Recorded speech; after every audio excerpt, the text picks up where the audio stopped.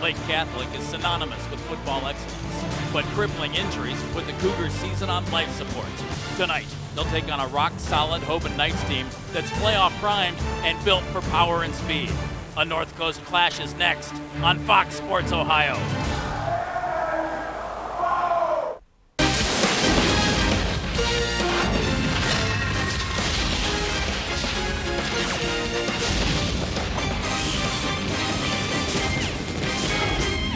Two of the top programs in the North Coast League going against each other tonight in Akron. Lake Catholic, fighting through injuries, has played well the last few games. Hoban comes in with a 3-game winning streak, and this game critical in the playoff standings for both teams. Hoban sitting in the 3rd playoff spot right now, and the Knights a little closer to the 8th playoff position than they are to number 2. They would like to solidify things in Division II Region 5. Lake Catholic sitting 16th right now. If they win out, the Cougars think they have a chance of getting into the playoffs. It's the Cougars against the Knights on the First Merit High School Football Game of the Week right here on Fox Sports Ohio. Hi, everybody. Welcome to Dowd Field. I'm Jeff Phelps, my partner, former Cleveland Browns quarterback Mike Pagel. You think about Hoban football, you have to think running backs. A tradition-filled program as far as the backfield is concerned. And, Mike, they have added on to that this year, not just with one great running back, but with 2, Layman Carter and Dominic Williams. Yeah, both of these young men are not real big. They're both about 5'8", 5'9", about 180 pounds. But what Layman Carter does here is he's got great vision. He stretches the defense. He's the faster of the two. He wants to get outside. But what he's really been working on a lot this year is stretching the defense, cutting back up inside, and using that explosive speed. Whereas Dominic Williams, number 8, he's more the classic straight-ahead guy. He's going to pound through people. He's going to break tackles. He's also a very good defensive player. But his game, Dominic Williams, is all about power. Dominic coming into this game averaging 9.8 yards a carry. He's been outstanding. And Layman Carter, 498 yards rushing in his last 2 games. Yeah, on 68 carries. And this young man is just a guy that just goes and goes and goes. Both of these guys came into the season. They did not know what kind of offense they were going to run at Hoban. They were trying to be a little bit more balanced. But with the explosion of these 2 young men, they're more of a run football team more than they've ever wanted to be this whole season. Lake Catholic also has a very strong running game. It's just not with the running backs they expected to have. Randy Greenwood injured before the season started. Matt Bryan injured. Darian Newlick injured. Richie Sanders has stepped up and has been outstanding. He has done a terrific job for them. Yeah, Richie Sanders is a sophomore. A little bit different style of runner. He's more of a slasher, a guy who's going to use his quickness and his speed in the open field, not as much power. Tim Urjevec is a guy who has played more. He's their guy that plays everywhere. Plays a lot of defense, all over the place on defense, and has moved from tight end to running back.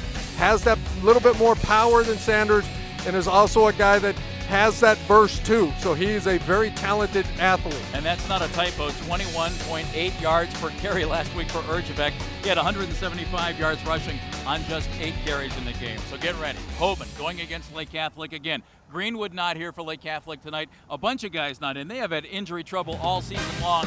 They played very, very well the last couple of weeks. And last year, they were a 28-0 winner over Hoban. Different situations last year, but that's all right. Could be a very good one tonight at Hoban.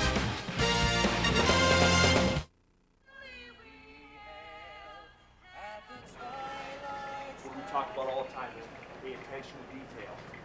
Pay attention to detail in your preparation. Focus! Focus! Execute. You got a mean and nasty in there!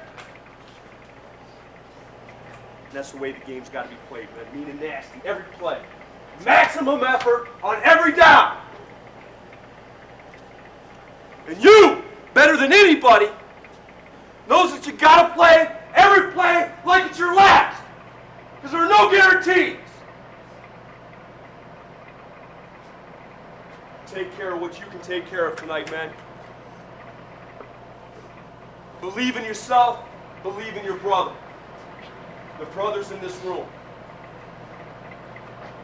Work together. Play hard. Play fast. And oh yeah, get him! Get him! Every down!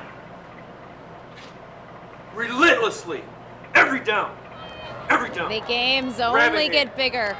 From here, we are live at Dowd Field, our First Merit High School football game of the week. Lake Catholic visiting Archbishop Hoban. Glad to have you with us. 7 down, 3 more to go. You can see that playoff light flickering at the end of the tunnel, and for Mentor Lake Catholic, they will take a flicker after Superman Randy Greenwood went down with a broken leg in a preseason scrimmage. It began an injury domino effect that week after week made star athletes cheerleaders. But perhaps that could be to blame for their 2-5 record, but no one in that Cougar locker room is blaming anyone. In fact, head coach Mike Bell says this team prepares as if they're 7-0, and tonight all that matters is being 1-0 and keeping that playoff light on. As for Archbishop Hoban at 5-2, the Knights look to be in good playoff position, but nothing in high school football is a guarantee. We all know that. And the reality for them is that just over 3 points separates them from being in the postseason and being out, so clearly they cannot afford a slip-up. Head coach Ralph Orsini said this week, the biggest mistake we can make is looking past Lake Catholic. I doubt his team will. A lot is on the line tonight. It is week 8. It's time to prove you are playoff ready. I know our team is always playoff ready. Let's send it up to the booth. Jeff Phelps and Mike Pagel, guys. At least we're hoping we are, Dion. Ralph Orsini and the Knights coming to into this game thinking they can make some noise come playoff time. Sitting pretty right now, trying to solidify things as they go against Lake Catholic, a team that beat them 28-0 last year. Hoban kicks off to start it, and the ball heads into the end zone, so Lake Catholic starts the game at the 20-yard line. At quarterback for the Cougars will be Jared Ronyak. He's a transfer from Berkshire. Has come in, started about midway through the season, and he is a big guy with a big arm. 6'3", 220-pound junior quarterback, Mike, who really can control a football game with his arm. Yeah, they have really worked him slowly into the system because he came here during the summer, hasn't had an opportunity to work with this offense, but what they've slowly done, Mike Bell has done with him, is work him into it. After week 5, they decided, you know what, he's got it now, let's start him. Lake Catholic coming off a big win, 35-7 last week at Holy Name, but not too many days to prepare. They played on Saturday last week, so Saturday followed by a Thursday, Mike. That's pushing things a little bit.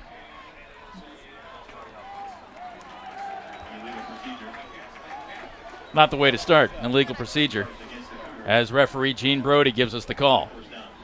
Greg Scheimer is our umpire tonight. Our linesman is Kevin Pierce. Our line judge is Robert Robinson, and Tim Powell is our back judge. Jeff Phelps along with Mike Pagel. Happy to be with you tonight at Dowd Stadium on the campus of Archbishop Hoban. 1st and 15. Ronyak. Plenty of time. Great coverage by Hoban. Ronyak just throws it away. Offensively, this team was supposed to be dominated by several running backs who are not here because of injury. Instead, it's being dominated by an offensive line that is completely rebuilt. No returning starters on this offensive line from the team that went to the state semifinals last year, and they've done a very nice job of making running room for Richard Sanders.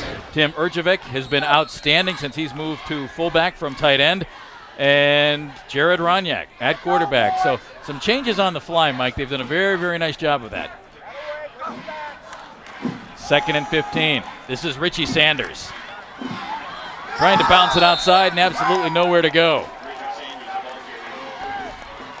Defensively for Hoban across the front, they play a 3-3-5. Theo Barnes, Justin Gordon, Brian Slack, a guy to keep an eye on, 6'5", 228 pounds.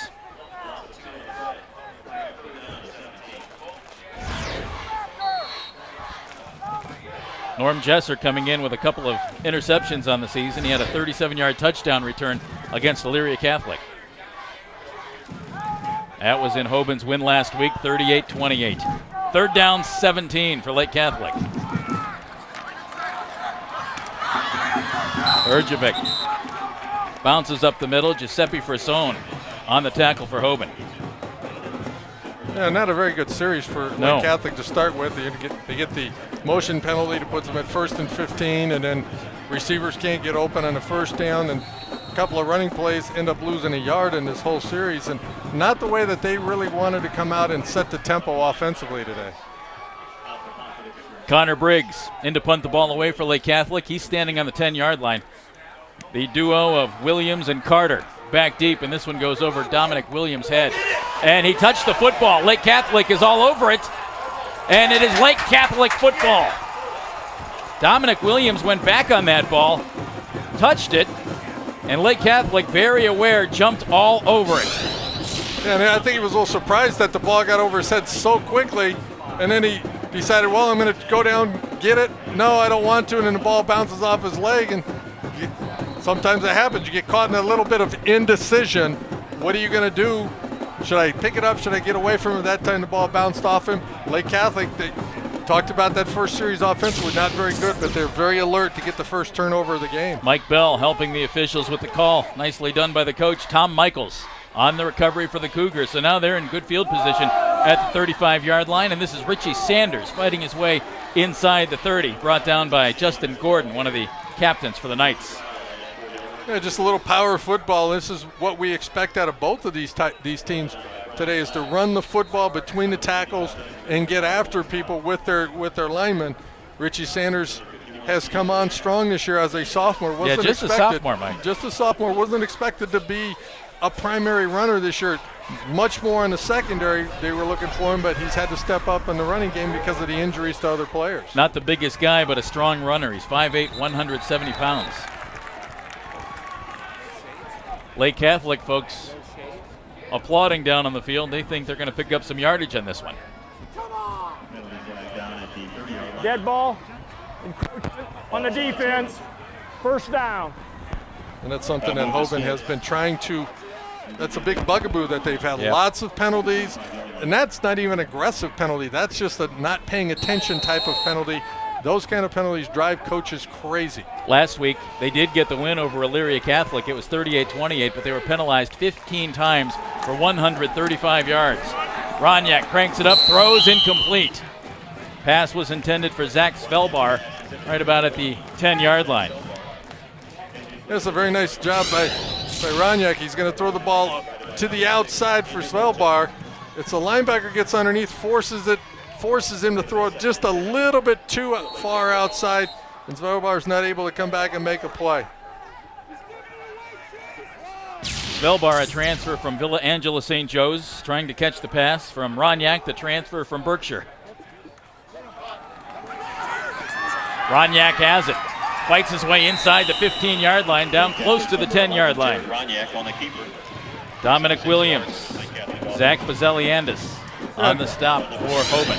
This is a classic spread type of play where the quarterback's going to read the defensive end to his left. If the end crashes down hard for the running back, Ronyak reads it correctly. He pulls the ball out and takes out running. He's not the fastest guy out there, but at 6'3", 220 pounds, he is a big runner, a big guy. That's a lot of quarterback out there, Mike. Throws this one to Urzhavec. And he gets it down to about the 11-yard line. Tim Urzhavec, used to catching passes, tight end, moved to the running back position because of the numerous injuries that the Cougars have had in the backfield, and came up big last week. 8 carries, 175 yards and 2 touchdowns. Yeah, very athletic move Mike. By Urzhavec here to catch the ball. Throws this one to Urzhavec. Look at the pounding and he gets it of this Hoban defense. They're going to keep hitting people today, both sides. Urzhavec played a little running back as a freshman. Hadn't played any running back since until just a couple of weeks ago, but stepping in and getting 175 yards last week. Richie Sanders trying to fight his way to the 5-yard line. Didn't quite get there thanks to Chris Sarkis. Yeah, very nice job by the inside of that Hoban defense. Again, that's that play where the quarterback's going to read the defensive end. If the defensive end collapses, the quarterback keeps it. This time the defensive end kind of got caught in no man's land, so Richie Sanders going downhill toward the goal line just explodes through it, picks up a couple of yards, but that Hoban defense is tough in the middle there. Sanders has had one 100-yard game this season, came early in the season. Game number 2, his first game against Benedictine. Gets inside the 5, but not a whole lot more for Richie Sanders. Justin Gordon, nose guard, right there to make the stop. All the players in today's game, band members, cheerleaders, will be receiving a copy of the game, courtesy of Farmers Insurance, if you would like a copy. And why wouldn't you? Go to www.gametapes.com, get a copy of tonight's game or any game we have had here on our First Merit High School Football Game of the Week on Fox Sports Ohio. Hoban's defense holds. Ryan Luby in to try. Well, no, they're going to go for it. Excuse me.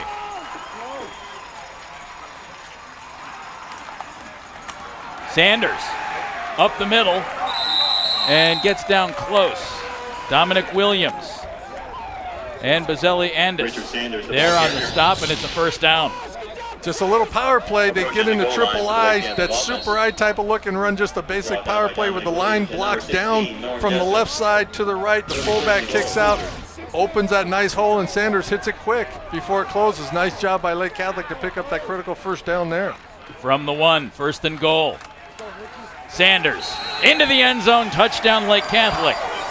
They take advantage of the muffed punt by Dominic Williams, take it into the end zone, and score first here at Dowd Field. Yeah, exactly the same play the other direction. If it works to the left, let's run it to the right. And Richie Sanders lining up in that middle of those 3 running backs in the I, comes downhill real quick and just pounds his way into the end zone. See it from the side. Look at the kick out block right there. Doesn't take a whole lot down here in the goal line. If the running back heads to the goal line hard with the shoulders down, you don't need a big crease for a running back to get through to score the touchdown. Ryan Luby in for the extra point. He's been perfect on extra points this year and stays that way. 21 of 21. 6:39 to play in the first quarter, and that man has his 8th touchdown of the season. Richie Sanders coming through from 1 yard out. We are very proud to have First Merit as our partner in presenting live high school football each and every week, and one deserving student from each of our schools will be receiving the First Merit Scholar Athlete Award every week here on Fox Sports Ohio. Congratulations to this week's First Merit Scholar Athlete Award winners. Hoban's multi-sport star Patrick Kramer and Ryan Luby manages kick the extra point from Lake Catholic. Congratulations again to Patrick and Ryan, both winners of our First Merit Scholar Athlete Award. Judy Steiner, Executive Vice President, General Counsel from First Merit Bank, on hand for the presentation tonight. So the first mistake goes against Hoban. First group to capitalize, the Cougars. 8-play, 35-yard drive after the muffed punt.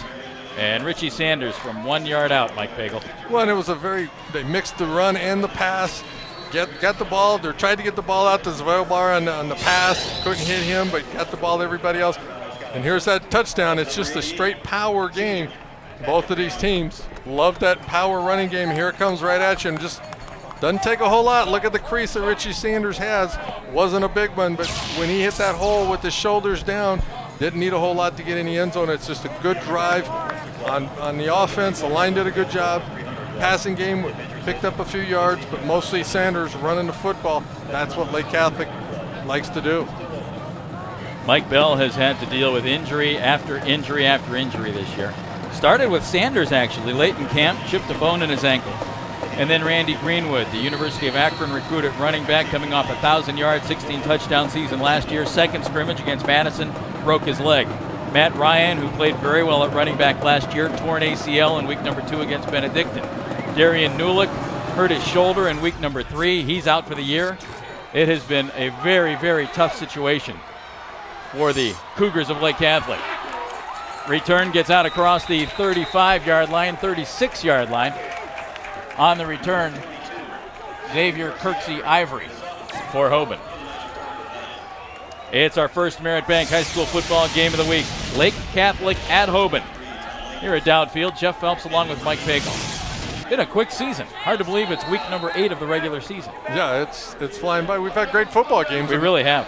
You know, we got a couple here that I think is going to be a good football game today, too. It's just been a lot of fun. Josh Masters, the man who runs this offense, and that's the guy who breaks things wide open. Layman Carter gets caught from behind. Layman Carter, right out of the chute for Hoban, comes up big. It's our John Deere long run. Tim Urjevic finally tracked him down, but right away, Hoban breaks one. Yeah, look at the job by the offensive line. Look at all the blue jerseys who are blocking white jerseys. The running game gets them stretched out wide, and Carter just finds that gap, but unfortunately it looks like this one's going to come back for a holding call. It was a 46-yard run by Layman Carter, and it's coming back. It was impressive on...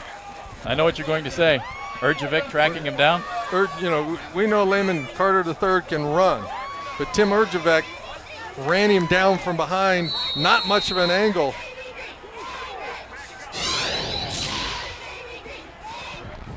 See, this has been there's about 3 or 4 holds in that call, in that play right there. Hoban comes out throwing, and it's incomplete. Masters throwing out to about midfield. Josh is a senior, 6'3", 190 pounds, one of the captains for the night. His offense, a line that features a returning starter at every position. This is a very experienced offensive line for Hoban. Skill position players like crazy. Carter, Williams, Ben Coudrier at wide receiver. And Brian Slack is an outstanding tight end, 15 catches on the season, averaging over 11.5 yards a catch. It's a 2nd and 16 for Hoban. Carter, little draw play, heads back into the middle and gets out across the 35 to about the 36-yard line. Defensively, 3-3-5 alignment for the Cougars. Hrgovic will be all over the field. They call him a linebacker, but he's really more of a rover, and he is all over the place out there. Yeah, you'll see him up on the line of scrimmage like an outside linebacker. You'll see him covering passes like a strong safety. He hits like a defensive lineman. Kid can play. Masters cuts it back, but can't get away and loses the football. It's picked up by Lake Catholic. And another turnover by Hoban leads to great field position again. Patrick Kramer. A terrific job to pick that up and almost take it into the end zone for Lake Catholic. Gets it down inside the 15-yard line, and there's a Hoban player down at that spot. Yeah, it's just Josh Masters trying to make something happen, and sometimes when you get caught in that situation trying to do a little too much, the ball will squirt loose, right? And that's what happens there. You get 21 Patrick Kramer, Johnny on the spot, picks it up, scoop and score. That's what they teach defensive guys, pick it up, try to get in the end zone. He's going to have to be kidded about an offensive lineman catching him, but he had the angle. He had the angle, yes. Coach, he had the angle on me. Patrick, 15 yards on the return. His twin brother, Steve, is the other corner. Mike Bell says, to this day, I cannot tell them apart unless they're wearing a number. So Lake Catholic with another big opportunity. Roniak keeps it himself. Number 11, Jerry Roniak on the down to about the 7-yard line where Ethan Scott brings him down. Number 6. A pretty basic play out of the spread. Again, it's the one that they've run a couple of times now. They read the defensive end. He collapses, and Roniak takes the ball around the right side. Not geared to pop big, long runs with him with being 6'3", 220. Just pick up 4 or 5 yards, and thus be in manageable downs. Lake Catholic does not want to get themselves caught in long passing situations today. 2nd down and 4. Roniak hands off to Sanders. Fights his way down inside the 5-yard line. Justin Gordon on the stop for Hoban. Right now, Hoban looks a little flat to me, like maybe we're overlooking Lake Catholic, but Coach Orsini said, no, we're not going to overlook them. We know how good this football team is, but right now they look a little flat with the 2 turnovers, the big holding penalty to take away the long run, and the offensive line for Lake Catholic right now is controlling the line of scrimmage, and they're pushing this very good Hoban defense around. Coach Orsini said, if we take these guys for granted, it's the biggest mistake we'll make all year. 3rd down and 2. Roniak still on his feet trying to get to the end zone. Can't quite do it. Here's your mix again to the 2-yard line. Again, and it is a 1st down. Again, just that little power play that Lake Catholic scored on a few minutes ago to the right side. A little bigger hole this time, and you get number 6, and that's Andrew Volchek, overruns the play just a little bit. He needs to be a little tighter to that defensive lineman, force Sanders to go sideways, but Lake Catholic's just going straight ahead right now. Sanders on that last carry, 1st and goal from the 2. Hoban jumps. Boy, mistakes early by Hoban. 2nd penalty of the night to go along with 2 turnovers. It's 3 penalties on Hoban. And you see the jump right there on the right side, and Dominic Williams being a team leader saying, we can't have that. And right now, This Knights team just looks very, very tight right now. It's like they're so afraid to make a mistake, and you cannot play football afraid to make a mistake. The penalty moves the ball to the 1 yard line. Sanders into the end zone, touchdown Lake Catholic.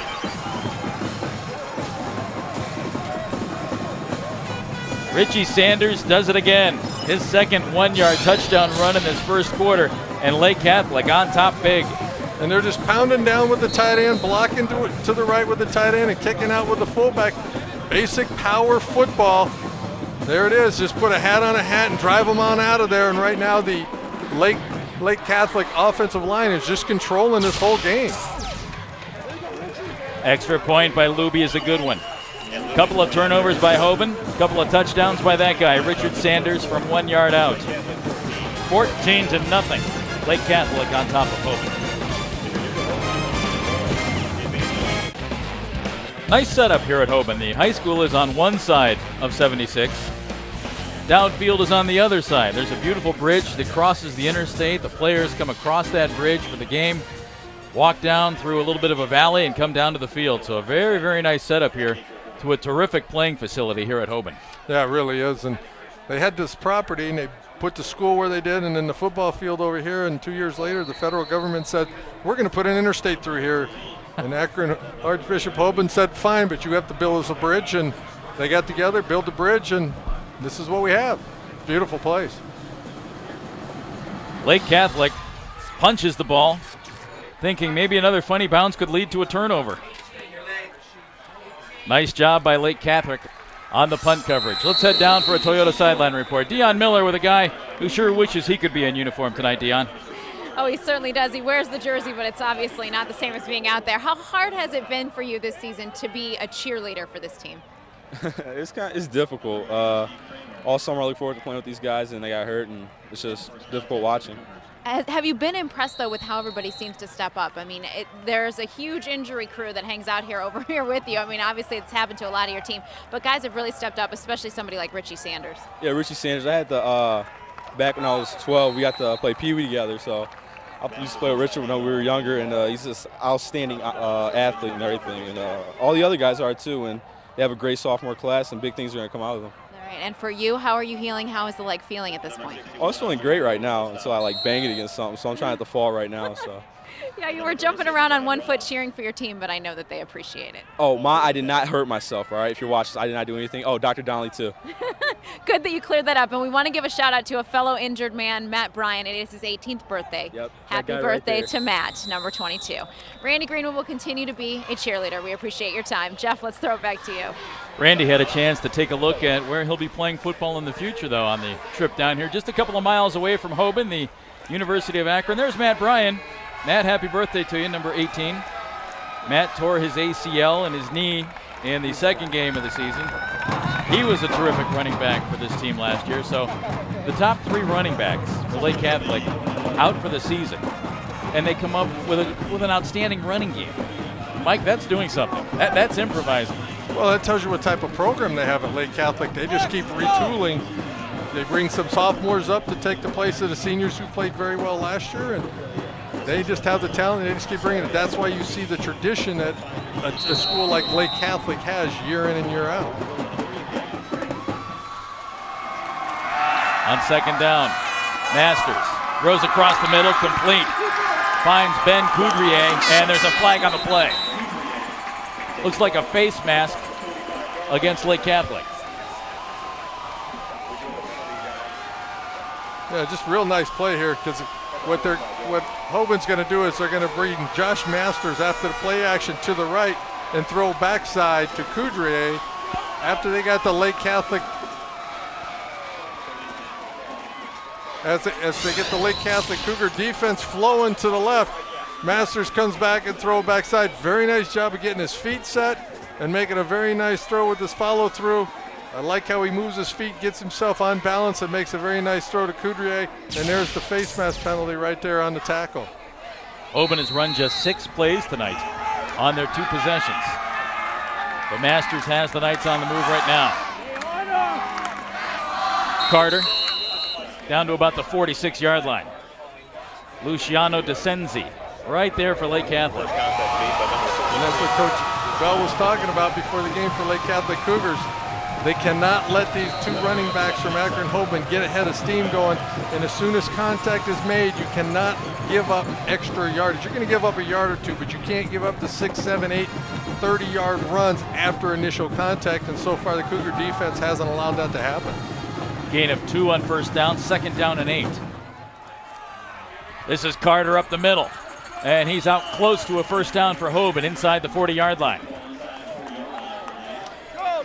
Carter coming off some big games against Holy Name. 39 carries, 311 yards, and 3 touchdowns for Layman Carter. At any other school, that obviously sets a record, right? Terrell Sutton played here at Hoban. Terrell ran for over 500 yards in a game, and Terrell, the all-time leading rusher in Ohio high school football history, now at Northwestern, but still over 300 yards and outstanding effort. That one didn't go as planned. Masters looked like he was ready to hand off, and Carter wasn't there to get it. Well, I'm not sure if Masters thought he wanted to give it to the fullback or Carter was supposed to run the lead play here, or what? That is when you're a quarterback and you turn and that running back is not where you expect him to be, that's when you go, oh no, now what? I'm in trouble. I'm in serious trouble. It's a 4th down and 2, and the Knights are going for it. Carter puts his head down, and it doesn't look like he got there. Lake Catholic fired up tonight, fired up on that defensively. They stop Hoban and take over at the 40-yard line. Well, a big key on short yardage defense is the defensive line can get the penetration and get to the line of scrimmage or beyond, and look at all the white jerseys that are past the line of scrimmage. When you do that as a defense, that offense doesn't have a chance to make anything happen. And we talked about the offensive line for Lake Catholic dominating so far in the first quarter. Well, there's a big play by the Lake Catholic Cougar defensive line on a critical 4th and 2 that Hoban needed to kind of keep themselves in this ball game.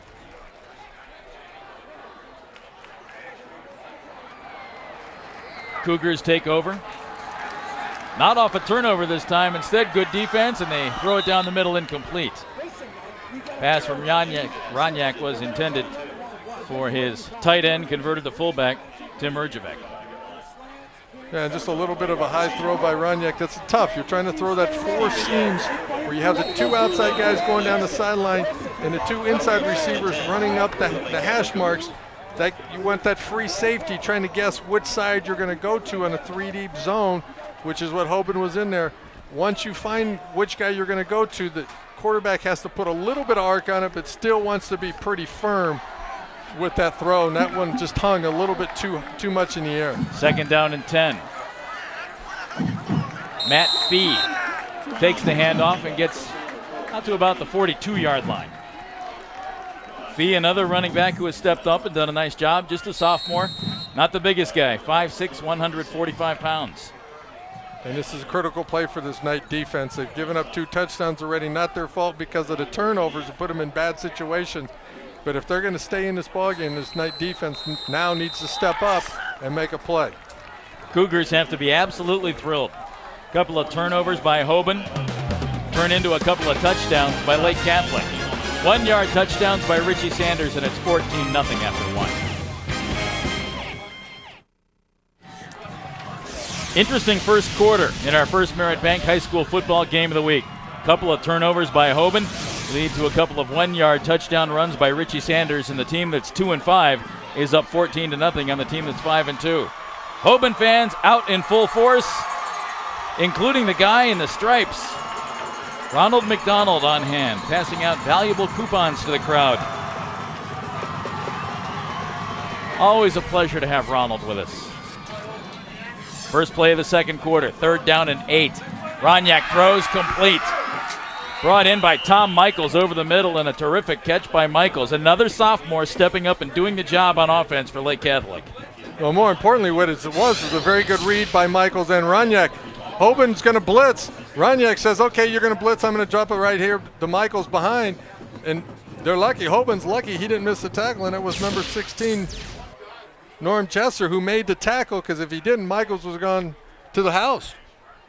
5th pass play tonight for Lake Catholic compared to 13 running plays. Fee grabbed in the backfield, spins loose, gets back to about the line of scrimmage. Steve Vailette on the tackle. Yeah, and the coaches from Hoban, they're starting to understand that the only way that they're going to have to get the ball back or make some play is they're going to have to start blitzing. So they're starting to bring 7, 8 guys onto the ball, or rushing 7 or 8 guys at a time. And number 92, Nick Scruggs, 6 foot, oh, wrong side, 92, Greg McMullen, a freshman. That happens. He's about 6'12", about 900 pounds. 6'5", 215-pound freshman, Jeff. 15-year-old freshman, 6'5", 215. Isn't that amazing? Wow. He's a force on defense already. This week's winner of the Marks Cheez-It Kiss FM School Spirit Contest, Ashley Prevette from North Ridgeville High School. Got the whole gang out, and the guys in the back all painted up. It's a nice picture. It's a very nice picture. I kind of like that one. Marks, Kiss FM, and Fox Sports Ohio want you to show off your school spirit in the Smile and Say Cheez-It photo contest. Visit kisscleveland.com. Type in the keyword Cheez-It, upload a photo showing off your school spirit. You could win a $50 gift card from Best Buy, plus one lucky grand prize winner gets a laptop from Best Buy. Tune in again next Thursday night. See who has the best school spirit. Ralph Orsini doesn't have the best of spirit right now. No. Trying to get things straightened out for his Hoban Knights because they have had some problems in this game. Couple of turnovers that started early. Dominic Williams, Sanders into the end. Takes it in from a yard out. Then they have a big play. They're in great shape until that. Holding brings back a big run, 46-yarder by Carter. Then they lose the fumble. Sanders knocks it in again, and Mike, it couldn't have gone any more poorly for Hoban in the first quarter. Well, exactly. You're exactly right, Jeff. I mean, they've had 3 penalties. One was a big one after a very long run, a holding penalty. 2 fumbles have cost them 14 points. Also, offensively, they've run 5 plays of 0 or minus yards. So offensively, they're not clicking. Right now, Lake Catholic is dominating. A lot of it is from Hoban shooting themselves in the foot, but the Cougars are capitalizing on every mistake that the Knights are throwing out there at this point in time. Well, Mike Bell's team has played better in the last couple of weeks. A 35-28 loss to Padua. And then last week, just beat up Holy Name on the road, 35-7. A Holy Name team that Hoban beat by just 5 points. So Ralph Orsini said, if you watch this team on tape the last 2 weeks, they are not a 2-5 team. And they've shown that so far tonight in the first quarter. Halfback option pass. Sanders cranks it up, throws it deep, and almost hits his man. Zach Svelbar was back there. He was open. The sophomore tailback almost hit him for a biggie. Yeah, and it had him because the Hoban secondary and everybody was looking in the backfield thinking that Sanders was going to run with his football. He does a nice job of selling it. He goes toward the line of scrimmage and then goes backwards, and unfortunately floats it just a little too much and tries to get it too far out in front of Svelbar, who did the right thing. Receiver, if the ball's out there, put your head down and go get it and reach at the last second. Svelbar just couldn't get there on that one. That's why Sanders is the running back. Leave the throwing to the quarterbacks. Wasn't a bad throw, though. Wasn't a bad throw at all. Just a little too far out in front. 3rd down and 10. Ronyak, pretty good time. Throws and a little short. Pass was intended for Tom Michaels, and it brings up 4th down. Yeah, and on this play, the Cougars only send out 3 receivers. That means they have 7 guys in the block. It allows a lot of protection for Ronyak, but it also allows the Knight defense to double cover every receiver out there. So that's a coverage pressure, or coverage, not a sack, but a coverage pressure. And when Ronyak steps up in the pocket, he needs to stay a little bit knee bent, and instead of throwing that ball with everything he's got floated out there in front of the receiver, let him go get it. Might have been a better chance to make a completion. Dominic Williams, Ben Coudrier back deep to receive the punt, but have a timeout on the field called by Hoban.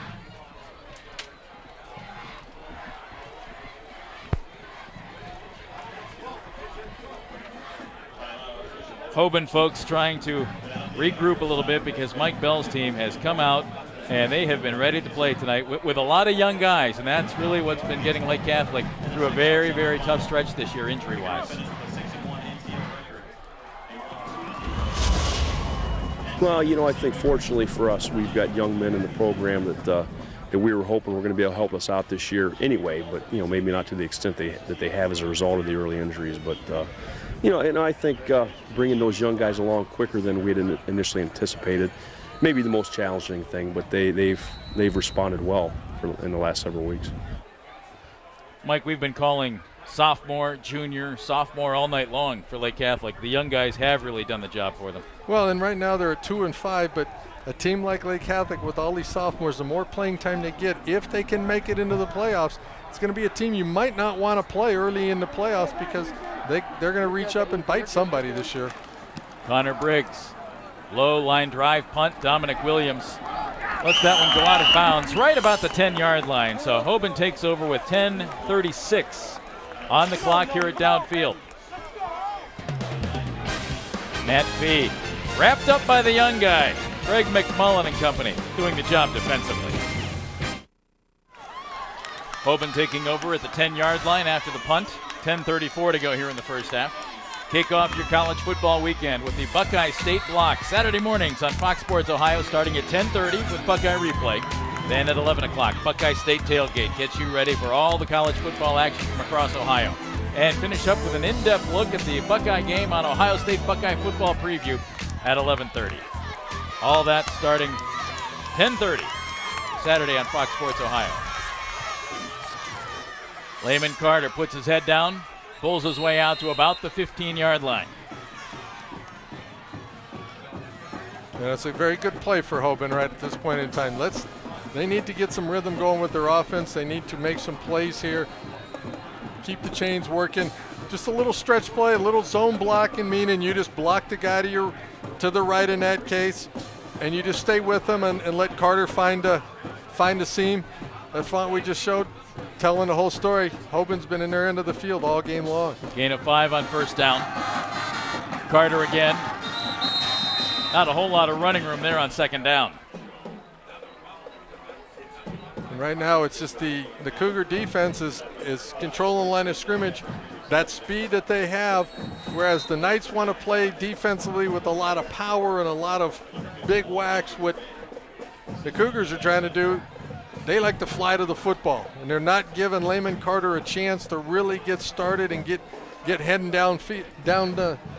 downhill before the defense is making plays. 3rd down and 4 for Layman Carter and the Knights. Masters cranks it up, tough throw, and unable to complete the pass. Urjevec on the coverage for Lake Catholic. Pass was intended for Brian Slack, the outstanding tight end for Hoban, but brings up 4th down and 4. Well, and Masters, he's a senior, so he's been around a long time, doing a good job of taking care of the football, but a little bit lower there, and Urjevec is going to pick that ball off, and I think he did get enough of a hand on it to disrupt that pass play. And little tough throw there for Masters. Got it there. Lucky it wasn't intercepted. Pat Kramer in to punt the ball away for the first time tonight. Handles the snap. Nice putt by Pat Kramer. And a fair catch called for at the 45-yard line by Patrick Kramer. Let's go down to Deion Miller, a Toyota sideline report. Yeah, guys, down here on the Hoban sideline, you can definitely tell there's a sense of what is going on here. I mean, obviously they came into this game believing that they would at least be hanging with them, and they can't believe that Lake Catholic has put up 14 points. Coach Orsini told us this week that mental errors have been an issue for them, and they continue to be again. So the coaching staff just tries to remind their team, hey, let's keep our heads. This is not over. We still have plenty of opportunities. We just need to stay cool and play more disciplined. We'll see if that can happen. All righty, Deion. Speaking of discipline, there you go. Hey, you heard correctly, by the way. Pat Kramer did punt to Pat Kramer on that last play. A Pat Kramer on each team. Keeping it is Ronyak. Gets out to about the 50-yard line, but there's a flag in the backfield. Greg McMullen on the stop for Hoban, but this one's coming back holding. The call against Lake Catholic. See, a lot of this is that read play again. McMullen, number 92, the freshman, he wants to go make that tackle. But what's so good about him is, as big as he is, to be able to chase down a running back and then decide, well, I'm going to come back and and see the quarterback make a play, and the quarterback, he does a good thing, trying to strip the ball from the quarterback. That's a play that normally you see a senior make, not a freshman. We have a young man from Hoban working with us as a spotter tonight, Ben Kempf, looking at our monitor, and he's smiling as he watches the freshman Greg McMullen make that play. Hoban fans will be seeing that an awful lot over the next 3 years here for the Knights. 1st and 23 for Lake Catholic. Roniak hands it off. Erjavec, not a whole lot of running room there. Bring up 2nd down in a bunch. Nice job this time by the Knight defense. They won the line of scrimmage battle, and they forced Erjavec to go sideways. I don't care how good a running back you are, if you're going sideways, not going to get a whole lot of yardage because that defense is just too fast. They got too many angles to make tackles on you. You want to try to get yourself turned up heading to the goal line. But as the Lake Catholic defense has been doing all day long, that time the Akron Hoban defense did it.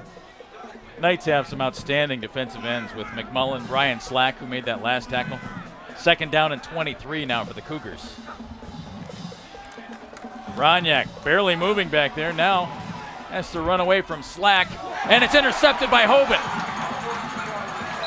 Norm Chesser comes up with an interception. He returned 137 yards for a touchdown last week and had a little running room on that one. So now Hoban gets a turnover in the right direction for the Knights, and they have good field position. Yeah, and again, it's a coverage situation here where Roniak has time, and at the last second, Slack runs him out of the pocket. And what you do as a quarterback, you never want to throw the ball, roll into your right, back over the middle, because you just can't get enough on it. Too many guys can make plays, and Jesser's there. Got one of those last week and returned it for a touchdown, if I'm not incorrect on that. You are correct, because you listened to me just moments ago. That's Nicely right. done. Thank you. Shows you what I do when I listen to you. 3rd of the year by Norm Jesser, and his team has good field position. Dominic Williams out of the quarterback spot. Little Miami Dolphin action out there. Now they call it the Wildcat formation. What do you want to call it, Mike? I just call it a very successful play here. You know, they finally get Dominic Williams in the game. They're going to fake the ball to Carter going off to the left side. This is the way to get both of these guys in a backfield at the same time, so you can't key on him as a defense which one's going to get the ball. Get both of your good, solid runners in the game at the same time. Nice play there by Hoban. They get a little momentum all of a sudden. Well, the Miami Dolphins started running this formation in the NFL a few weeks ago. You'd have thought they reinvented how to put air in the football. Revolutionized the NFL, and Hoban doing a very nice job with it right now. Matt Lender brings down Williams, but not after a little bit of a gain for Dominic. Now they're just going back to that power football that we expected to see out of them. And watch him just, Coach Bell was afraid of this type of run here where, watch the contact right there. Look at how many yards he gets after the first contact. That's about 3 or 4 more yards. That's what the Cougar defense has to prevent. We have a timeout on the field. Lake Catholic not real happy with the way they've defended this formation. They want to talk about it a little bit. Dominic Williams, a guy who can really, really hurt a defense out of this situation.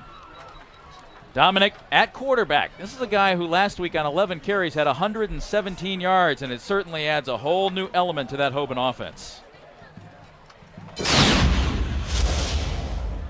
Dominic is just an athletic kid that, you know, when he gets in the open field, he has an opportunity to score. And I think bringing him in that situation where he's a running quarterback kind of helps us. It gives us an extra blocker there and allows Dominic an opportunity to use his athleticism a little bit. Williams, part of a little bit of a running back rotation. Layman Carter has been so outstanding this year, and Williams is terrific when he comes in. They try to bring Dominic in every third series or so, give Layman Carter a little bit of a rest, or in this situation, shake things up a little bit, Mike, and have them both on the field at the same time. Well, Dominic Williams is such a phenomenal player on the defensive side that's where they use him the most. But putting him in the backfield as a quarterback gives him the opportunity to do just that. Get into the end zone. Dominic Williams, 18 yards on the touchdown run. How about that? 3 carries for Dominic Williams in the entire game. The third one goes for a touchdown, and all 3 of them work for Hoban. Yeah, and look at the offensive line for Hoban. They just get a hat on a hat, block their guys, stay with them, and then Dominic Williams runs through a little arm tackle. That is just power and speed right up to the middle, and a great job by the offensive line. All of a sudden, the Knights have some life going. Zach Christensen, outstanding kicker for Hoban, adds the extra point. Dominic Williams goes to that quarterback spot and puts up 6.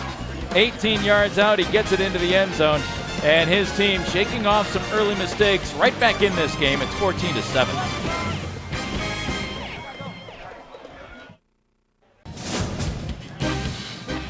$14-0 lead early by Lake Catholic. Hoban has bounced back 14-7 as Dylan Parsons kicks the ball away, and it bounces and takes a couple of nice bounces. Richie Sanders out across the 25, across the 30, trying to stay in bounds, still on his feet, out to about midfield. Is he marked out of bounds a little sooner? No, he's not. So Richie Sanders gets out to about midfield, but there's a flag on the field at the 38-yard line. Yeah, that's going to be a hold, but watch Richie Sanders does a good job of selling it inside and then bouncing outside and able to maintain his balance to get down the sideline. Very nice return. That's going to get called back for a holding call.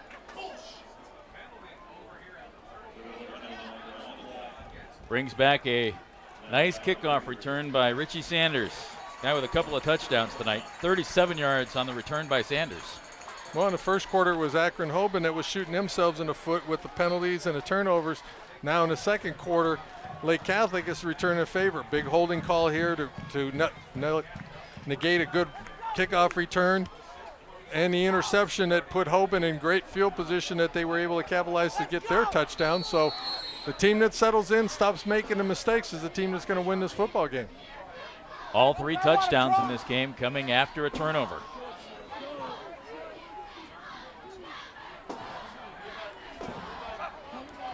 So Roniak takes over and cranks it up on first down. Out to Tom Michael, and Tom has the first down for Lake Catholic out to the 40-yard line. Tom Michael, just a sophomore, 5'10", 170 pounds. He's come into this game as a key receiver coming out of the backfield. 12 receptions, 159 yards, and a touchdown coming into this game. A nice athleticism by Michaels to catch that ball that's thrown behind him. Able to catch and get himself turned back upfield and pick up some positive yardage. This is Urjevec. Big, strong, former tight end, gets it out to midfield. In the backfield for Lake Catholic, because of all the injuries, you have Urjevec, the former tight end who hadn't been a running back since his freshman year. Richie Sanders, who's a sophomore. Tom Michaels is back there a bit. He's a sophomore. And Matt Fee is a sophomore. That's really turning things around for Lake Catholic and doing the best with what you have to work with. From midfield, it's 2nd down and 1. Roniak throws deep over the middle and almost intercepted. Rashid Moore got a hand on that one. And Roniak just kind of chucked that one over the middle and almost had it picked off, Mike. Yeah, Tatarko, Jonathan Tatarko, number 3, is running a crossing route here. And Roniak's going to get his feet set, does a nice job here. And just pulling back because he feels that pressure. He's going to pull himself back instead of follow through. That's why the ball was high. On 3rd down and 2. Close to a first down, Giuseppe Frassone on the stop of Urjevec. That's a typical nice play selection by Lake Catholic. They had the 2nd and 1, try to hit the big pass, don't get it, come right back with the power game to get the first down with Urjevec off the right side. Nice power game, nice play selection. Keep the defense on their heels is what an offense wants to do. They get the first down. Roniak throwing, Michaels catches, first down again. This one down to about the 38-yard line. Dominic Williams right there on the stop. But a first down for Michaels. And a lot of zone on first down lately for Akron Hoban. And let's see, this time it's Roniak. He's got his feet set. Now he follows through. He stays with it this time, and that's how he's able to bring the ball down. Doesn't have that pressure in his face, falling backwards, stayed through it, and that allowed him to throw a strike. Ball's loose. Roniak couldn't hang on. Knights are trying to find that football in that pile. Moore says Hoban has it. What do the officials say? They say Hoban has it. Another turnover for Lake Catholic. Their 2nd of the night. So far in this game, 3 turnovers have led to 3 touchdowns, and now Lake turns it over one more time. And they're just running that little read play here where the quarterback is reading the defensive end, and this time Roniak doesn't pull the ball out fast enough, and it's on the hip of Urjevec. And Urjevec might have reached for it, and the ball comes loose. And we talked about it, Jeff. The team that makes the most mistakes is going to lose, and right now the number of turnovers are equal. Carter takes the pitch, cuts it back, gets inside the 45-yard line. Layman Carter. Big numbers coming into this game. He's had some huge games, and he's had some big runs in this game. A little different type of philosophy here because they had Carter on the right side, and he's been going off to the left. This time he gets a little flip pass from Masters around the right side, kind of like a little quick screen to get him around the corner with his speed. Nice play, nice concept by the Knights. Carter again on first down and runs into a pile of white shirts. Luciano DeCenzi right in that midst for Lake Catholic. Yeah, power on power, and DeCenzi ends up winning this one. Just a little bit of misdirection, trying to get that trap going, and Carter, with his ability to see holes off the different sides and make cutbacks. The Cougar defense has to be very disciplined and make sure they stay home so they don't get caught with some of them cutbacks, and so far they really have done a good job of shutting Layman Carter down.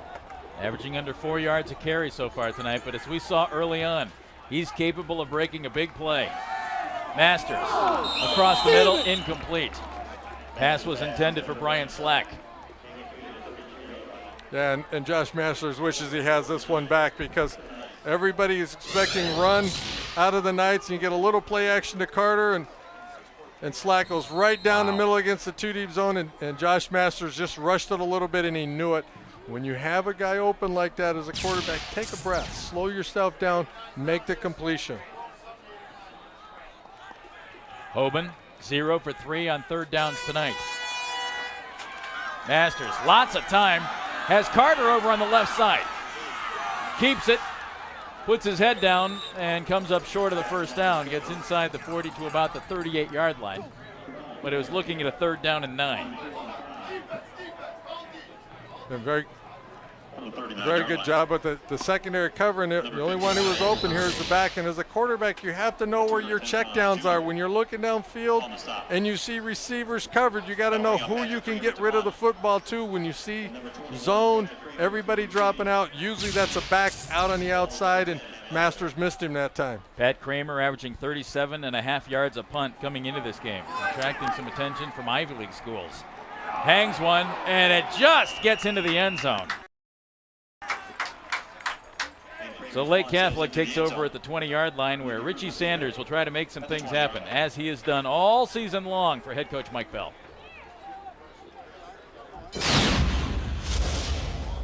Richie's one of the two guys we have playing both ways, and him being a sophomore, we plan on using him some this year anyway, but certainly not to the extent that we are, and I think he has really responded well.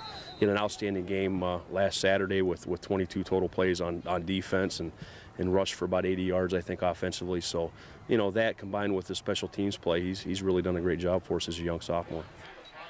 He has 2 touchdowns tonight to give him 9 touchdowns on the season, and he has the football on first down. Not much running room there. Gets it out maybe across the 20-yard line. He's running again behind an offensive line that had to be completely rebuilt. 5 seniors starting last year on the team that went to the state semifinals, including Chad Hounshell, whose brother Chase took over his position as the starting left tackle, and Chad now at the University of Central Florida playing offensive line. Yeah, when you have 2 players like Richie Sanders and Tim Urjevec, they are the only 2 guys that play on both sides of the ball for Lake Catholic, so they try to give them some breathers at times. 2nd down and 9, Zach Svelbar. Gets out close to the 30-yard line.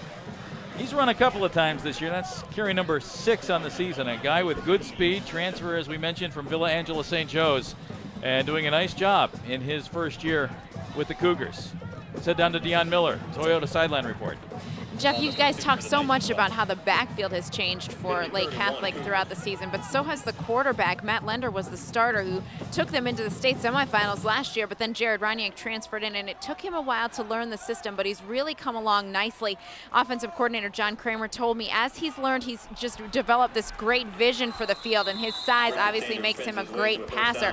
But what's been tremendous is how Matt Lender has handled his new role now as specifically on defense. He does continue to encourage Jared and help out with the offense when he can, but he's just done really well. They both just want the Cougars to win. That is the bottom line, of course, when they play football. Mike Bell has been thrilled, Dion. You're absolutely right with Matt Lender's ability to help the offense as a guy who's watching from the sidelines. He just stands there and with the coaches and really helps Jared Roniak and helps the coaches with what's going on the field. So it's the type of team spirit you're looking for, and Matt Lender certainly doing that. Richie Sanders, a terrific run on third down, kept his feet moving, picked up the first down, but now Lake Catholic with a penalty, and they get knocked back. It's funny, Mike, early on in this game, Hoban making all the mistakes, and that's turned around a little bit here. Well, it must be the direction that they're going, because in the first quarter, you're right, it was Hoban who was shooting themselves in the foot, making all kinds of mistakes, turnovers, penalties. A big one to bring back a big run. And now that we're in the second quarter and Lake Catholic's going this direction, they're the ones making all the mistakes with the turnovers and the penalties. And again, motion penalties, illegal formation penalties, those type of things are types of plays that drive coaches crazy, because those are lack of concentration, mental mistakes. Physical, aggressive ones are one thing, but mental ones drive coaches nuts. Roniak in the shotgun with 15 yards to go and a big rush. Throws and gets the completion. That out to Urjevec. Bazzelli Endis on the stop for Hoban, but a nice job by Roniak to avoid the rush, complete the pass. Yeah, Jared Roniak, we talked about, he's not the fastest guy out here, but he's big and strong, and he's got just enough quickness to get around the corner here to get the ball out to Urjevec, number 42. That's what you have to do as a quarterback sometimes. Just get it out there, make a completion, and let your receiver do something with it. It's a 2nd down and 3. Urjevec, a little bit short of the first down. Runs into a pile as we approach 1 minute to play here in the first half at Downfield. Lake Catholic jumping on top 14-0. Touchdowns off of a couple of turnovers by Hoban. And then the Knights coming back after a turnover by Lake Catholic to put a touchdown on the board and make it 14-7. Lake Catholic with under a minute to go, 3rd and 1. Want to talk about it. Cougars call a timeout. Mike, they haven't looked like a team that's gone 2-5 this season. They came out with some real fire in this game.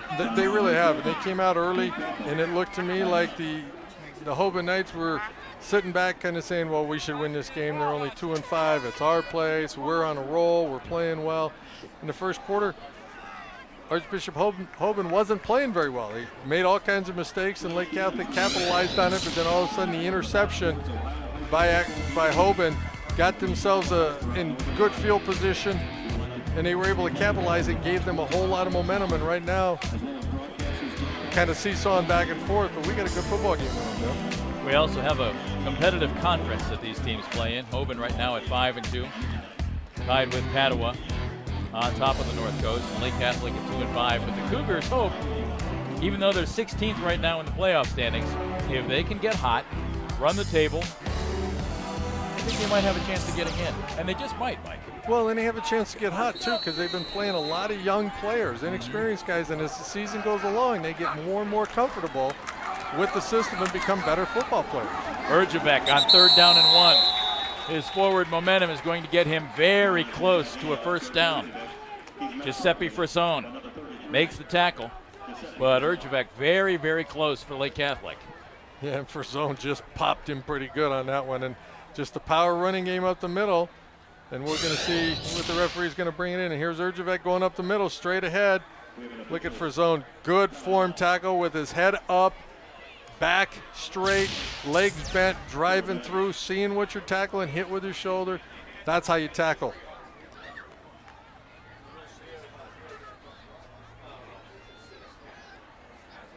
And it's a first down. Way as well as the running game has played for Lake Catholic this year, Mike. The entire offensive line returns next year, as do Sanders, Michaels, Fee, and Roniak. Yeah, so what you're saying is that they're going to be in the same situation that Hoban is this year, because they had a lot of young players last year and they're reaping the benefits so far this year. Exactly. Roniak almost picked off by McMullen. Big guy almost getting a gift. Wow, that's one of those dangerous plays that the middle screen, and teams like this middle screen, and it's the bar coming from the outside through the middle. Oh, look at McMullen. Look at that long arm. Stick it out there and knock it down. Maybe that's why he's a defensive end, Jeff. If he had hands, he would have been a tight end. 8th play of this drive. Roniak to Michaels across the middle, and Tom Michaels, a nice job to hang on. Norm Jesser laid him out. But Tom Michaels hangs on and makes a very, very tough catch. Yeah, Norm Jesser's at free safety down the middle, and he loves to jump these crossing routes. Don't be surprised if you don't see Lake Catholic pump that and go up over the top later in this game. Roniak trying to avoid the rush. McMullen all over him. He does, and he completes the pass. Svelbar brings it in at the 35-yard line. Well, McMullen and Roniak, two big football players, two big kids. And Roniak, with that strong arm of his, was able to get outside of the pocket with McMullen chasing and throw a dart to the sideline for a big play to stop the clock, to put themselves and get themselves down and closer maybe for a field goal here. Lake Catholic doing a nice job here in the final minute, moving the ball down the field. This is Urjavec inside the 25-yard line. 25 seconds on the clock. Dominic Williams on the stop for Hoban. Yeah, they fooled them a little bit. They've been throwing. They have no timeout, so they run a quick trap and catch Hoban in the blitz, and able to pick up a big first down there. Roniak spikes the football. 22 seconds to go here in the first half. Ryan Luby, very good kicker for Lake Catholic. Keep that in mind. This might be in field goal range right now for Ryan Luby. Well, and the number one thing you don't want to do if you're Jared Roniak in this situation is take a sack. Get out of the pocket, throw the ball away. You take a sack. You have 22 seconds left, no timeouts. That clock's going to keep running. It's going to push you out of field goal range possibly. Do not take a sack in this situation. Nice drive by Lake Catholic here to close out the first half. Roniak steps through the rush, completes the pass. Down to about the 17-yard line. Dominic Williams on the coverage for Hoban. But again, Lake Catholic really moving that football well, Mike. Well, they're doing a good job of mixing pass and run, and they're getting rid of and Jared Roniak's getting rid of the football pretty quick. And receivers are running nice routes. Everything's underneath at this point in time. They're going to have to go over the top because guys like Norm Jesser playing free safety for Akron. Hoban is starting to creep up, trying to jump on some of these routes. And the Cougars have to go up over the top and hit something here shortly. 3rd down and short. Roniak hit and down. McMullen leveled him. No timeouts left. So very quickly, Lake Catholic trying to get that clock stopped, and Roniak does a nice job of doing just that. But the only problem is that was 4th down. That was 4th down. If you're going to do that on 4th down, you have to either let the clock run out or run your field goal unit out on the field. This is 4th down, or 3rd down. You get the sack right here by McMullen, who does a great job of coming inside and knocking Roniak to the ground. We just said can't take a sack in this situation. Then on 4th down, they line up to spike the football, cost them an opportunity, leave 1 second on the clock. If Hoban scores here, could be a huge thing. Not saying that Hoban's even going to try to make a play, but you never want to give this Hoban offense, with the skill that they have in the backfield, an opportunity, even a chance to touch the football where they can make a play against you. It was an outstanding 13-play drive that the Cougars just couldn't finish off. So at halftime, they have to settle for a 7-point lead after being up 14-0 early on in this game. And I would think the Hoban Knights have to feel pretty good going in right now at halftime, Mike, down by just 7 after being down by 14 early and after having the problem here on this last drive. Well, and Hoban's got to feel pretty good about themselves, but the Cougars got to be wondering, why did we do that? What happened, and how did they put together a 13-play drive and not come away with points? If the Cougars get some points there, really would have gave them a lot of confidence. They come into this game at 2-5, Hoban at 5-2. But Lake Catholic playing a very, very solid first half against the Knights. Let's head down to Dion Miller, a Toyota sideline report. Well, Coach, you're up by 7 at the half, but you've got to be disappointed. You're able to sustain the drive, which you said is so important, and you come away with nothing. Yeah, we got to get points there at the end. We gave up the sack, and that's one thing you can't do when you're out of timeouts that late in the half. You talked about your defense, too, needing to be on their toes, and you've really been able to contain the run tonight. Yeah, our defense is playing well, and we got to have a great second half on that side of the ball. So what's your message to your team as you head into the final 24? Well, we got to relax. We got to play our game and come out and play hard for 24 more minutes. All right, Coach, thanks so much for your time. Tony Rizzo, it's time for our halftime report. All right, thank you very much, Dion. And surprise, 2-5 on top here in Akron at Dowd Field. And what a first half it was. Turnovers dominated the first half. It looked like Hoban was going to get on the board first, but they turned the ball over twice. Lake Catholic turned that into 14 points, but Hoban came back, courtesy of the senior running back, Dominic Williams. After a late turnover, Williams turned it on. He got all 33 yards of his team's offense, including the touchdown right here. That cuts the lead to 14-7, and it keeps Akron Hoban in this game. Welcome, everyone, to the Farmers Insurance Halftime Report. Time now to head back to the field for the Lake Catholic marching band.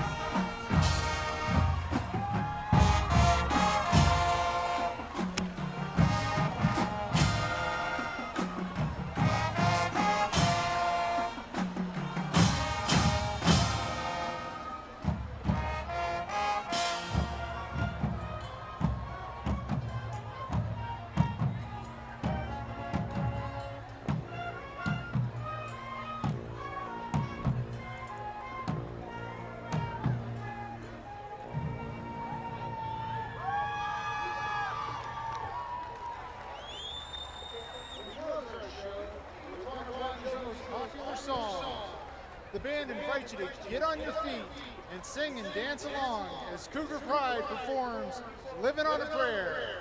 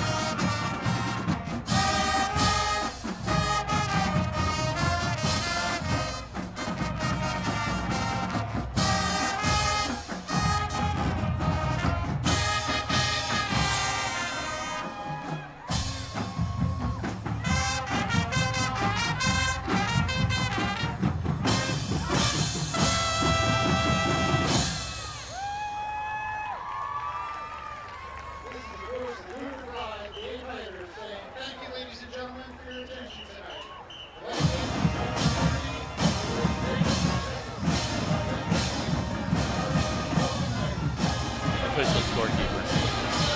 All right, there they are, the Lake Catholic Marching Band, and Living on a Prayer. The Knights down 14-7. Farmers Insurance halftime report will be back after this. Welcome back, everybody, to Dowd Field in Akron. Hoban High School and the Cougars leading the Knights 14-7. Boy, what a first half it has been here. Let's take a look at the guy keeping the Knights in this game right now, the big freshman, defensive end, Greg McMullen. All 6'6" of them. He has spent the better part of the first half in the backfield. Look at the tackles right there behind the line, and then watch this, almost with an interception on the middle screen, and then just before the end of the half, a big sack that led to Lake Catholic coming away with no points, even though they were in the red zone, and that has us at our score right here now at 14-7. All right, last week, big win against Elyria Catholic for Hoban, and Knights coach Ralph Orsini was all mic'd up. Everybody knows what's at stake this week as far as the North Coast League and as far as the playoffs are concerned. Like always, how do we want to start? Fast. How do we want to finish? Strong. Okay, so we need to do that for 4 quarters. Offense, no turnovers, no FIPS, no fumbles, interception, penalties. Eliminate those penalties. We do that, it's our game. It's our game. There it is. Get the ball, our ball! Our ball, our ball! Our ball, yeah! Go Ryan! Touchdown. That's good. Nice read. Beautiful read on that. Good job. Get there. Drive, yeah! That's how you talk. That's it. Go! Go, Norm! Don't block anybody. 1. Here we go. 1. He called that. He said he was getting one tonight. He called that. You got the guy coming over the middle right there, 87. 87! time they're doing it. That receiver is open every time over the middle. Every safety's right on top of him. Somebody's got to, but he's wide open to catch. Somebody's got to get there. Tell those guys they got to start playing with pride. 21-point lead. It takes them less than 2 minutes to score a touchdown. Dominic. That's fair. That's good. That's good. That's it. That's it. That's our football there. There you go. We're going to come out. We're going to play better next week. We're going to play better next. We're going to play our best football since the Walsh game next week. And that's the way we have to look at it. That's the way we have to think about it. That's the way we have to visualize it. What we need to do is bring that effort, and we need to bring our A game next week. We can't afford to bring anything else. Okay? It's a win. Give yourselves a hand for getting a win here. All right, you gotta let him get some separation. And they've got a little work to do tonight to get that win, but look at the numbers and look at the way they have been able to run the ball at Akron Hoban so far this year. They trail, though, 14-7 here at halftime to the Lake Catholic Cougars. We will continue with our Farmers Insurance halftime report coming up. Plus, we've got second half action for you, and we'll take a look back at the first half with some highlights as you look inside the Hoban locker room. 14-7, Farmers Insurance halftime report. Stay with us. Right there. Welcome back, everybody, to Akron Hoban High School, right next to I-76 here in Akron. We are at halftime. Lake Catholic, a surprise 14-7 lead over the Hoban Knights. It is the Farmers Insurance halftime report. I'm Tony Rizzo. Let's take a look at what happened, transpired in the first half. Turnovers dominating play early on, and it started on a punt.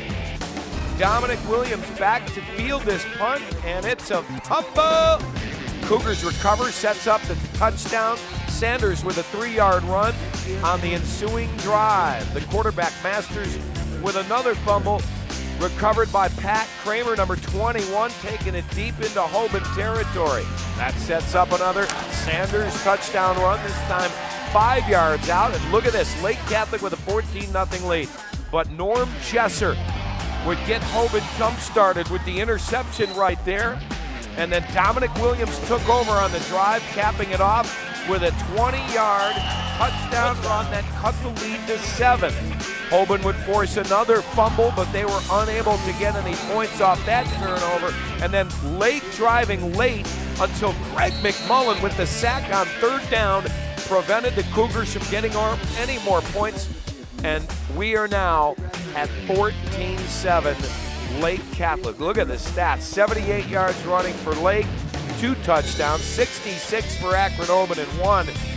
78 yards and a pick through the air, while Akron Hoban has completed just 1 pass for 22 yards. And then look at the time of possession. Total domination by the Cougars so far, 42 plays, 15 minutes. That is why they have the lead, 14-7. All right, be interesting to see how the second half plays out, because Hoban went in with a little momentum, stopping the Cougars deep in their own territory just before halftime. They were also the last team to score in the half. So we'll be back. Second half action. Mike Pagel and Jeff Phelps, thanks for being with us. Enjoy the second half. 14 points off turnovers. 14 points off turnovers. What we need to do, kickoff team. Don't let that ball be bouncing around. Get up the field. Get down and score. Let's even this thing up. Let's take control of this quarter here. Let's play Hoban football the second half. Yes, like sir. we did against Garfield, like we did against Walsh, like we've done against everybody we play against this year. Our Father, who art in heaven, hallowed be thy name. All right, we're getting ready for second half action, and Coach Orsini, you've got to be pleased. It's 14-7. Your team went down early, but really responded well in the second quarter. We sure did. We gave up 14 points, and the Lake Catholic's credit, they took advantage of the turnovers and scored. We had some opportunities we blew in the first half. I thought we just missed on a couple plays. So we need to execute much better this half right here. Yeah, you've talked about mental errors and discipline being an issue for your team all season. What did you talk to them about at halftime to maintain this? Well, just to take care of the football, whether it's offense, special teams, and not to get silly penalties that are going to hurt us. We had a 45-yard run to call back, and against good teams you can't do that. So we're going to have to play as perfectly as we can the second half. Lake Catholic's playing their hearts out, and we're going to have to bring it to them this half. All right, Coach, thanks so much for your time. Best of luck. Should be an exciting half. Jeff. All right, Dion. Hoban obviously picking up a little momentum, Mike, because they had no momentum early, Mike. No, they didn't. They were flat, and, boy, they made mistakes early, and Lake Catholic jumped all over it. Well, and just the case in point, that fumble on the punt, it just looked like nobody from Hoban wanted to even play, and Lake Catholic jumped all over him. But then the interception by Jesser for Hoban gave life back to the Knights, and they were able to dominate a little bit more, or at least get this game a little closer in the second quarter. See what happens, Jeff. Coudrier, Williams, and Moore back to receive the kick to start the second half here at Downfield. Jeff Phelps along with Mike Pagel, Dion Miller joining you on our first Merritt High School football game of the week on Fox Sports Ohio. Ryan Luby puts it on a tee for Lake Catholic. Interesting kickoff formation for the Cougars. Spread them out and get them going, boys, and let's play some football. Luby punches it. Bounces off a Hoban player and heads out of bounds. So a nice bounce for Hoban to start the second half. Before tonight's game, Farmers agent Toby Braswell presented brother Kenneth Haters with the Farmers Insurance Teacher Citizen of the Week Award. The St. Ed's and Notre Dame graduate is a Holy Cross brother, spending 22 years as a teacher, counselor, social worker, dean of students, principal, and therapist at Chicago area schools. Congratulations again to brother Kenneth Haters, our Farmers Insurance Teacher Citizen of the Week. Hoban ran all of 20 plays in the first half. Layman Carter, 39 yards rushing in the first half. Picks up maybe 6. Tim Urjevec brings him down. 20 plays for Hoban in the first half, 42 plays for Lake Catholic, Mike. Yeah, most of Lake Catholic's offensive plays were in the Hoban side of the field. So 2 turnovers that they got, and also the nice long drive that they had. Been dominated so far by Lake Catholic, but a nice start for Hoban on this series so far. Carter on second down and 3, picks up a first down. So 2 plays right out of the chute by Layman Carter. Get a first down. Matt Lender on the tackle for Lake Catholic. Nice play designs, because the first play they came out with that little quick flip to Carter and their sweep type of play to let him get outside with his speed, and he cuts up inside. This time they make it look like they're going that same direction, and he ends up going back on a counter type of play. Shows you what this young man could do. This offense could do 400 yards rushing in each of the last 2 games. Andrew Foray there to make the stop on Layman Carter. Big rushing totals for this Hoban football team the last couple of games. And again, Carter earlier this year against Holy Name, just actually a couple weeks ago, 39 carries, 311 yards, 3 touchdowns. Last week against Elyria Catholic, 29 carries, 187 yards, and a touchdown.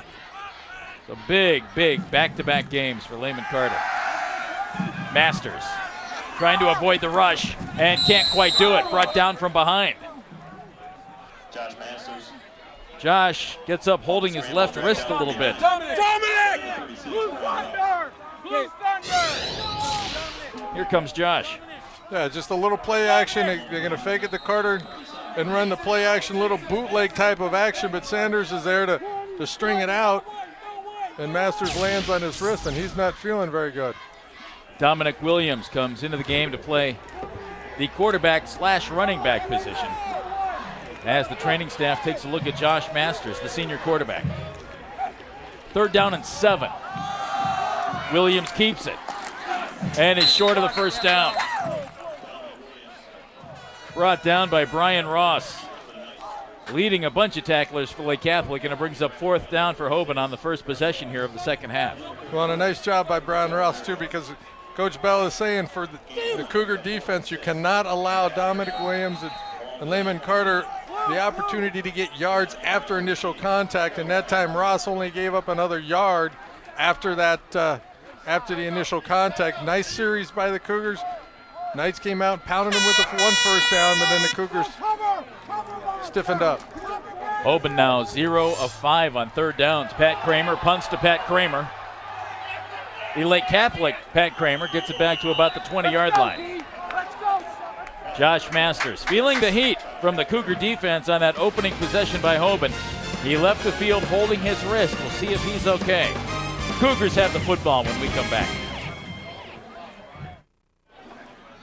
Hoban stopped on its first possession of the second half. Lake Catholic getting ready for its first possession. The MAC is back on Fox Sports Ohio. The Eastern Division rivals collide. The Kent State Golden Flashes, the Ohio Bobcats coming up on Saturday, 2:30 on Fox Sports Ohio. Mike and I have the pleasure of doing that game at a brand new, revived, and fresh-looking Dick's Stadium. That's Saturday, 2:30, Ohio, Kent State. A couple of 1 and 5 teams going at it in that game. A couple of teams that certainly have played better than their record. Just as Lake Catholic has the last couple of games, and just as they have tonight. Sanders on first down, bounces out of trouble, tries to get away from McMullen, and can't do it. The big guy wraps him up. Greg McMullen, just a freshman, flag on this play, and we've mentioned Greg a bunch tonight because he's been all over the place tonight. 6'5", joined the team late this year because he was playing on a travel basketball team that was in Florida and doing a lot of work. He may be a better basketball player than he is a football player, but he came in. We might see him on offense in goal line situations for a lob to the end zone, but he is an animal at defensive end. He's been all over the field tonight.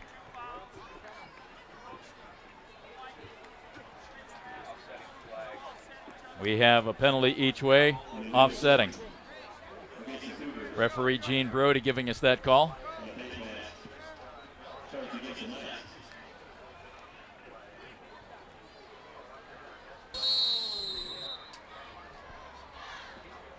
Lake Catholic ended a four-game losing streak last week with a big win at Holy Name, 35-7.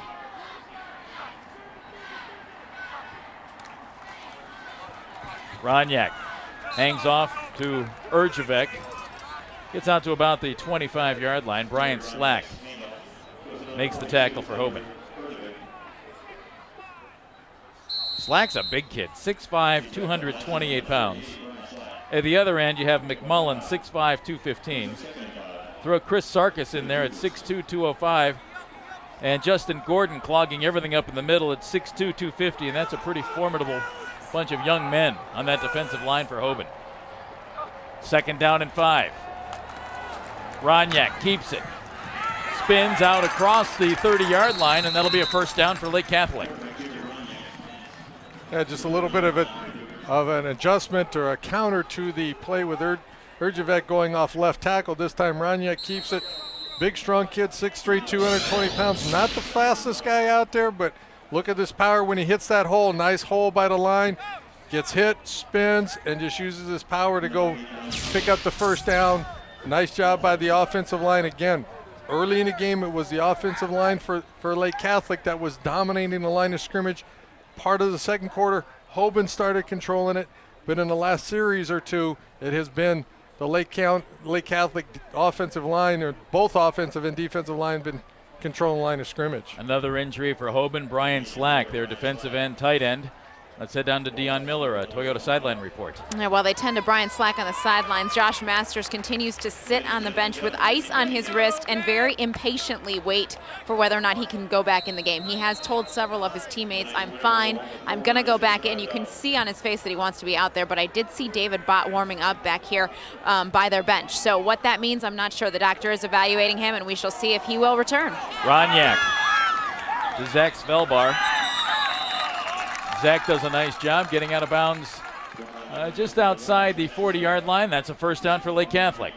Yeah, nice adjustment here because Lake Catholic wants to run the football, but they're starting to be a little bit more balanced with Jared Ronyak. And it's just a little quick hitch out there.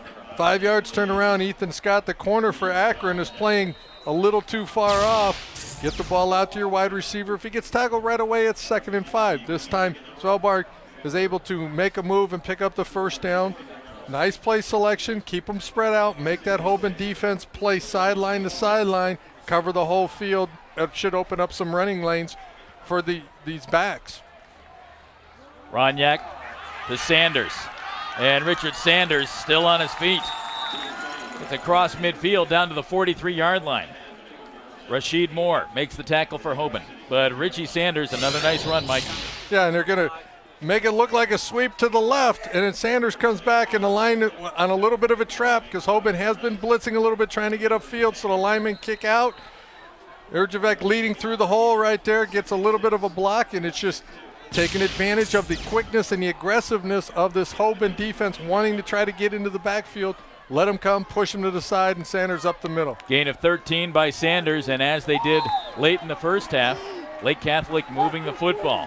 Erjavec brought down by Greg McMullen for little or no gain on that one, but a nice drive being put together right now by the Cougars, Mike. Yeah, it's nice and methodical, mixing the run, pass, a little bit of a counter, a little straight ahead. But that big fella right there, this young man, a freshman, wow, is he going to be a good player down the road? This is the 6th play of this drive for Lake Catholic. Again, they had a 13-play drive to close out the first half, but didn't get any points out of the deal. 2nd down and 10. Ronyak hands off to Sanders, trying to bounce outside and absolutely nowhere to go because Dominic Williams wrapped him up and threw him to the ground. Well, Dominic Williams, he's going to make the tackle on this play, but the interior of this defense forces Sanders to go sideways. Watch how he has to bounce sideways, keep going sideways. There's Dominic Williams just cleaning it up. Good job at the point of attack by the Hoban defensive line. We've been saying that the Cougar offensive line has been dominating for the most part, but that's a good play by the Knights to put Lake Catholic in a situation they didn't want to be in. 3rd and long, obvious passing situations. Dominic Williams being looked at by more than a few Division I colleges. A lot of the MAC schools interested in Dominic. He is an outstanding defensive back. 3rd down, 13. Ronyak fakes the handoff to Sanders, cranks it up deep, throws downfield, and a flag on the play, pass interference on the pass that was intended for Mike Serino.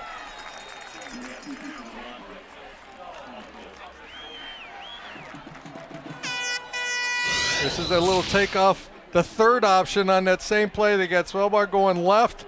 They got Sanders going right. This time Ronyak keeps it. He's going to throw the deep corner route. Underthrown a little bit in Jesser. His problem was he did not turn to look for the football. If he turns to look for the football, he's got a chance. But 1 penalty each way.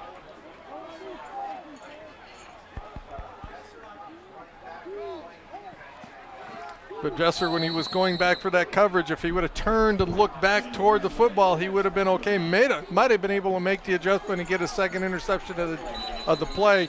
But because he ran up the back of the receiver, that's where the pass interference came. Fortunately for him, it was offsetting because there was a penalty on Lake Catholic on that play. The clock here in the stadium ran all the way through all of that.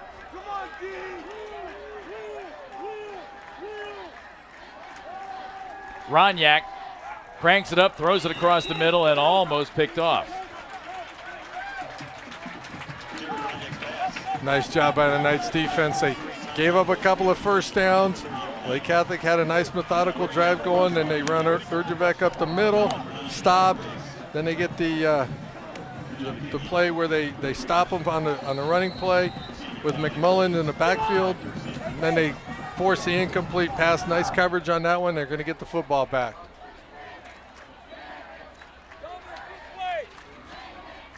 Dominic Williams back to receive the punt from Connor Briggs.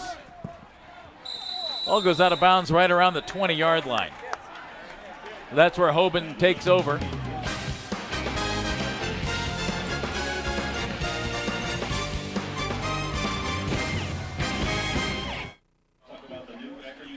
.457 to play, 3rd quarter here at Dowd Field.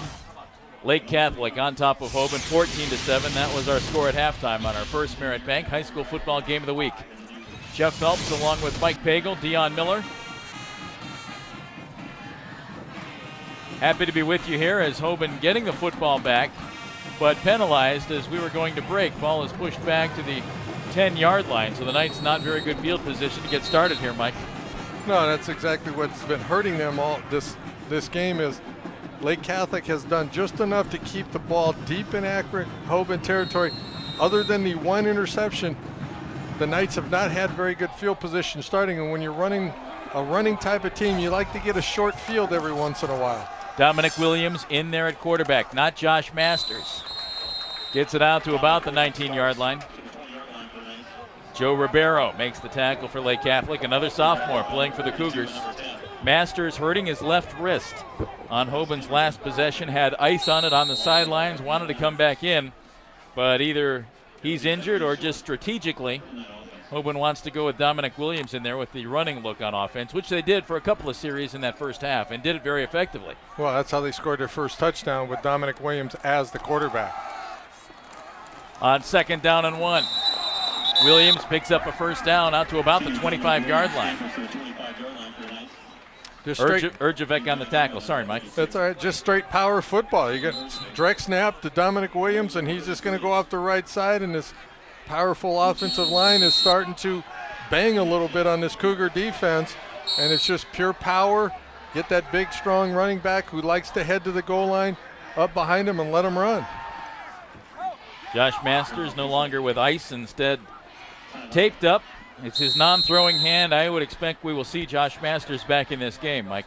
Yeah, and Tim Urjevec just on his own power ran off the field, and that's what the delay was. So let's see if he comes back in shortly. 1st down and 10, Williams. Hands off to Carter, and a mess in the backfield. Brian Ross finishes that off for Lake Catholic. Yeah, Brian Ross finishes it off, but Andrew Foray's the right defensive end. He's able to get some penetration. When you have a play that's slow developing like this, you cannot allow penetration. Foray's able to get off the block, reads it, forces Carter back inside to all his buddies, and hangs on for dear life on his ankle. Nice job. 2nd down and 13. Williams cuts it back, flag on the play. Gets out to about the 30-yard line. And usually when the umpire throws a flag on a play like that, it's a holding call, but I think you're going to get a push in the back. Brian Ross was deep into the secondary quickly. They are going to get a hold. But Brian Ross got some great penetration right off the bat. And that's the one thing that's been hurting the Hoban offense, is that penetration, quick penetration by the defensive line, where they're getting into the backfield, disrupting the timing of this running game. This game started in a very bad way for Ralph Orsini's team. Coming back onto the field, Josh Masters. Fumble on a punt. Lake Catholic turned it into a 1-yard touchdown by Richie Sanders. Then later in the first quarter, a fumble by quarterback Josh Masters led to a touchdown 1 yard out by Richie Sanders. And then in the second quarter, Dominic Williams, after a fumble by Lake, an 18-yard touchdown run. So all 3 touchdowns in this game coming off of turnovers, and there's another one. Masters was hit. Brian Ross made the contact in the backfield, and Connor Briggs makes the interception for Lake Catholic. Terrific field position for the Cougars. Well, in the second half, Brian Ross has come out with a vengeance. He's been all over the place. He's the one that got the sack on Masters in the last series. Now he's in his face and hitting him as he's throwing the ball, and can't put this one on Josh Masters. That's Brian Ross, just that quick rush, able to hit Masters as he throws the pass, and Connor Briggs makes the interception. Alert defense with that pressure. Again, we've been talking about it. When Lake Catholic's getting pressure into the backfield, has been completely disrupting this Akron Hoban offense. Interception number 4 on the season for Connor Briggs. That leads the Cougars, his team. Great field position at the 20-yard line. Ronyak at quarterback, but whistles as everybody's getting set up, and it's a timeout, Lake Catholic.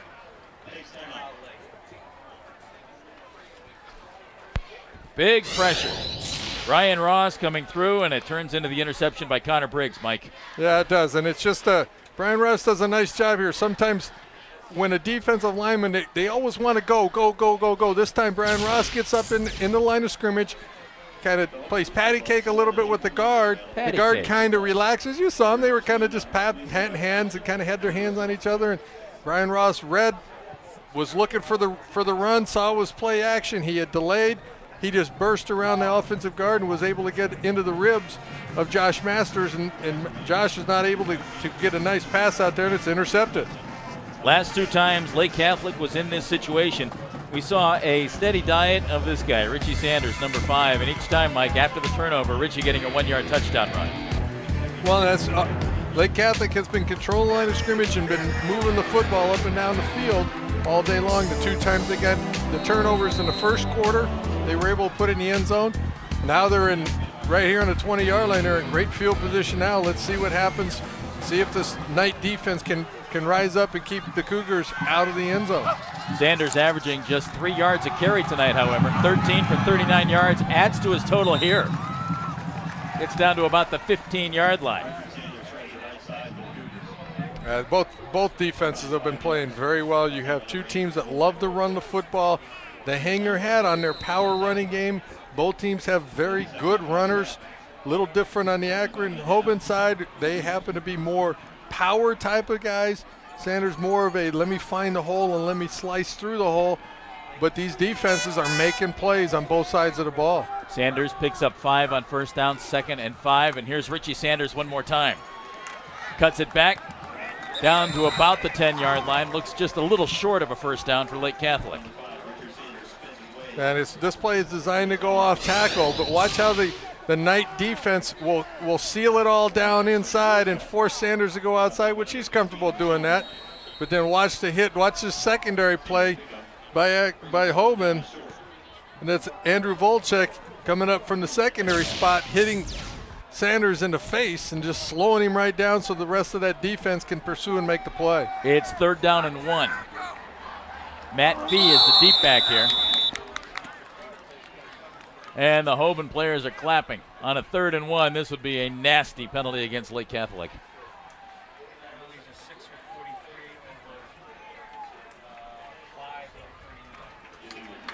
And it is illegal procedure going against Lake Catholic. Boy, and another one of those little unforced errors. You got 3rd and 1 on the 11-yard line with a chance to put some points in, and you get a little anxious there, moving. Now you got to have 3rd and 6, not the situation that the Cougars want to be in this situation. Tight end Chris Kozlowski jumping, and it is 3rd down and 6. Roniak had some time, now throws, completes it, and has enough for a first down to Svelbar.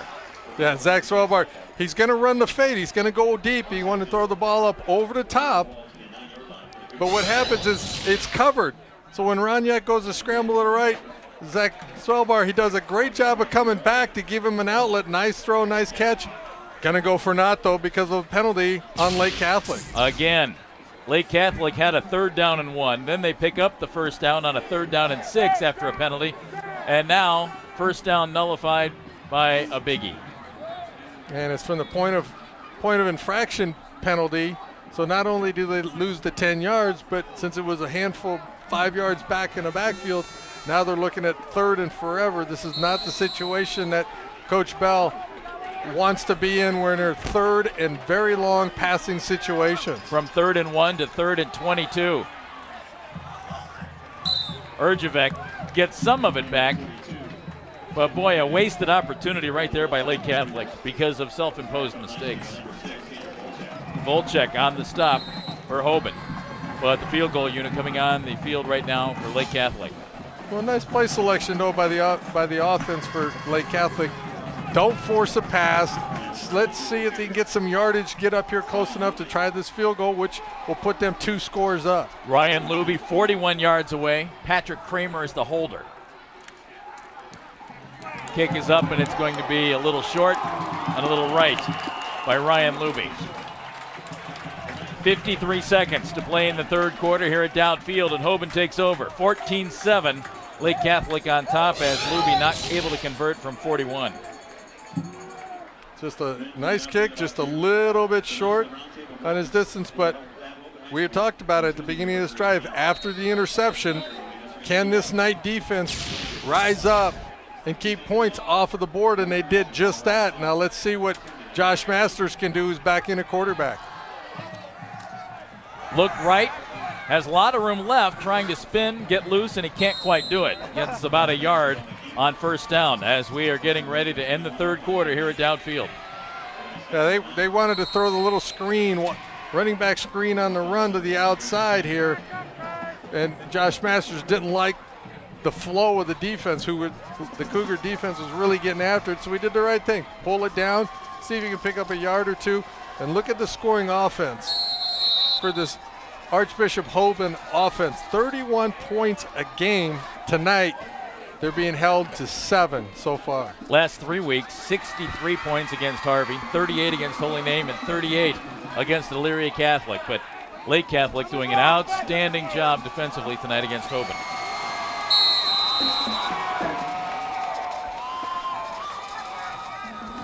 Masters over the middle, intended for Slack, had him open again over the middle. Mike unable to hook up. Yeah, great play selection here. They catch the Cougars in a blitz, and here comes all that rushing, and Slack's wide open down the middle because a free safety had vacated, and the ball just a tad out of his reach. Well, that's twice now in this game when Slack has released, been going down the middle, and Josh Masters has missed him. Both of them could have been big plays for this night offense. 3rd down and 8 for Hoban. Masters over the middle to Slack again. This time they hook up. Outstanding job by Brian Slack to bring that in. It's a 1st down for Hoban, and Josh Masters put it in a little better spot for Brian Slack to bring that one in. Well, 3rd time is a charm, and Brian Slack finally gets that opportunity down the middle to make the catch. Again, a little better pass, though, and Brian Slack might have been able to score, or at least get a lot more yardage. Gain of 20 as it was, and that takes us to the 4th quarter. 14-7, Lake Catholic on top of Hoban. Have a good one going it downfield. All the offense for Lake Catholic in this game in the 1st quarter. The only offense for Hoban in this game in the 2nd quarter. 14-7 in our First Merit Bank High School football game of the week as we go to the 4th quarter at downfield. Jeff Phelps along with Mike Pagel as Josh Masters finally hit that pass across the middle to Brian Slack that has been open all night long, Mike. Yeah, and what Josh Masters needs to do is, as you see, Slack is on the right side, number 48, and as you see the safeties up top, they're splitting, and the linebacker needs to bang on Slack a little bit. He lets him go because the receiver coming underneath, and Brian Slack's able to go get it. What Josh Masters needs to do, instead of throwing the ball across the field a little bit more into the other safety, that ball needs to throw right at the back of Brian Slack's head so Brian Slack can turn, make the catch. That's where maximum separation is. If Josh Masters could throw it more at his head, they could have some big plays there. Kind of a nasty collision with Connor Briggs on that one. Carter bounces out across midfield. Gets it out to about the 48-yard line.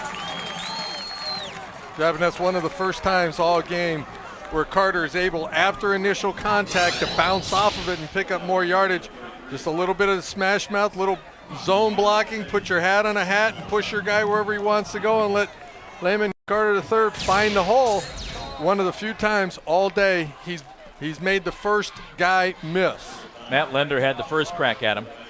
Unable to bring him down and then run out of bounds by Brian Ross. 33 plays on offense tonight for Hoban now. Lake Catholic, 53 plays, Mike. And a lot of those Lake Catholic offensive plays have been in the Archbishop Hoban side of the field. Absolutely. But this defense for the Knights, they have, other than the 2 turnover drives early in the game for Lake Catholic, the Knights defense have risen up and kept points off the board, giving their offense a chance. And with the back set these Knights have with Williams and Carter, you never know when they're going to pop one and tie this game up. 29 of the 53 Lake Catholic plays in Hoban territory tonight. Let's head down to Dion, a Toyota sideline report. Yeah, Lehman Carter's fun to watch, isn't he, guys? He's certainly one of those guys who has that raw talent and is able to break one off at any moment. Coach Orsini told us this week, remember, he said his success has actually been surprising, not so much because he's been able to rack up the yards. They knew he could do that, but just his durability. He's obviously been able to take the hits, and he keeps on coming. It's what makes him and Dominic Williams such a threat in the backfield. On 1st down, this is Dominic Williams, Dion. To the 41-yard line. Luciano DeCensi brings him down for the Cougars. Hoban putting together a nice drive now, Mike. Yes, they are. After the defensive stop, the Knights have a little bit of momentum and starting to feel good about themselves. These two runners are similar but a little bit different. Yeah. Carter wants to start outside and come inside. Williams, he just wants to head to the goal line, so he's going to start at the first hole he sees, and then he'll end up bouncing out a little bit or turn it up when he sees it. Josh Masters hit by Urjevec in the backfield. Tim coming up from his rover spot, making a nice defensive play for Lake Catholic. And a nice trying to get outside with a little bit of an option play, but watch the Cougar defense. They just keep him strung out, keep him forcing Masters. What decision do you make? And eventually the Urjevec is there to make the tackle, but that was set up because the defense just would not allow Masters to make a decision. In the option, the quarterback has to make a decision as quick as possible. Am I going to keep it and turn up, or do I want to pitch it? There was no decision to be made, so Masters did the right thing, hung on to the football. Unfortunately, lost yardage. 7th play of this drive, Masters on 3rd down and 6, incomplete. Pass was intended for Chris Sarkis, and it brings up 4th down. Now Hoban moving the football as well as they have at any time tonight, Mike. The offense clicking a little bit, but they're not going to risk it on 4th down and 6. Well, Hoban tries to run a middle screen here, and unfortunately the tight end got in between, or an offensive lineman got in between the quarterback and a tight end, and it's very hard to complete a pass when you got a big body in between the quarterback and the tight end. Pat Kramer standing on his 41-yard line. Low bouncing kick, but boy, it does the job, doesn't it? Inside the 10-yard line, going out of bounds at the 8. So the Cougars with a pretty tough field position as they get the ball with 10:23 to go in the 4th quarter. Well, you don't think these two teams know each other, Jeff? Every kick and every punt has been designed not to give the opponent's skill people, the return guys, an opportunity to catch the ball clean and make something happen. These two teams have a lot of respect for each other, and we're seeing why. You have explosive players on the offenses. You have defenses that are very solid. They get after you. Right now, one big play could mean the difference in this game. Mike Bell in his 7th season as head coach at Lake Catholic. He's been at the school for 10 years, was defensive coordinator under Tom Lombardo there for 3 seasons. Won a state title with Tom Lombardo. Of course, Lake Catholic won some state titles before Tom with John Gibbons as head coach. An outstanding football tradition at Lake Catholic, and the same thing at Hoban. And as an offense, whenever you start a drive inside your 10-yard line, your first thought process is get 1 first down. Just get 1 first down. If you get that 1 first down, then you worry about number 2. But at this point, you're not worrying about trying to take it the length of the field. Just get a first down any way you can. Ronyak keeps the football, gets it out across the 10-yard line, but not a whole lot of running room there. If you would like a copy of tonight's game, go to www.gamecapes.com. You can get a copy of this one or any of the games we have had on our First Merit High School football game of the week. All of the participants in tonight's contest, the players, cheerleaders, band members, will be receiving a copy courtesy of Farmers Insurance. You know, these guys are lucky, Mike. It wouldn't have been nearly as comfortable last night. No, it's beautiful. Cold, rainy, but a very nice night here at Downfield. 3rd down and 7. Ronyak, pump fakes. Wanted to crank it up and throw it deep. Instead, can't get away from McMullen. Greg McMullen, the freshman, brings him down at the 13-yard line. So Hoban's defense comes through. Lake not able to do anything out of poor field position, and Hoban should end up with pretty good field position after this punt. Yeah, and Jared Ronyak wanted to. We were talking about Jesser, the free safety, jumping a lot of routes. This time they tried to fool him. They bait him on that little hitch route and wanted to go up over the top, but Jesser wasn't going to fall for it. And then the pressure from the front 4 for Hoban was able to shut Ronyak down. Connor Briggs punt at the 45-yard line. Dominic Williams lets it go out of bounds. Cougars are saying, I think a Hoban guy touched that ball and we have it, but that is not the case. The ball almost going out of bounds. It died right there just about a yard away as Dominic Williams let it bounce. A lot of gold helmets down there trying to prove a point though, Mike. Hoban has it when we come back to Downfield. 8:19 to go. Lake Catholic up 14-7 on Hoban. This is the second time tonight Hoban has started a drive in Lake Catholic territory. The only other time it happened, they scored their only touchdown of this game. Dominic Williams keeps it, gets inside the 40-yard line, and to about the 38-yard line.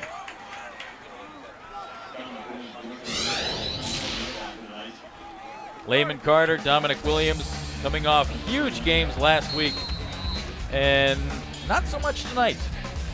They've been effective, but they have not put up the big numbers they put up last week, with Williams getting 117 and Carter getting 187 against Elyria Catholic.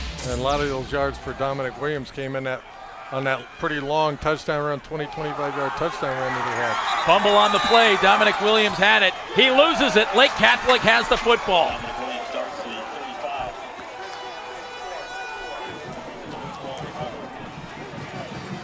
Dominic Williams had it, lost it, and the second best field position to start a drive tonight wasted by the Hoban Knights. Yeah, Richard Sanders right there to strip that ball away. Yep, the ball's out early. I don't see him down. He was kind of signaling that he might have been down, but this opportunistic Cougar defense strips the ball. They came up with a big play right at the end of the third quarter. The Knights had the ball, or the Cougars had the ball in the 20-yard line of the Knights going in, and the Knights held them out of the end zone. This time, Lake Catholic has that short field to defend, and they come up with a big turnover. Brian Ross right there to make it happen for Lake Catholic. So the Cougars getting the football back with the lead. Down to Dion Miller, a Toyota sideline report. Dion?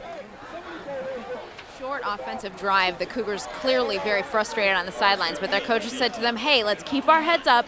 Let's stay focused on what we're trying to do. And you really have to believe that's what they've been telling them all season. With all of the injuries, the Cougars could easily feel sorry for themselves. But at 2-5, we've said it all night, they don't play like they're 3 games below 500. It's because of their attitude. Let's see if they can hang on and take the attitude to victory tonight.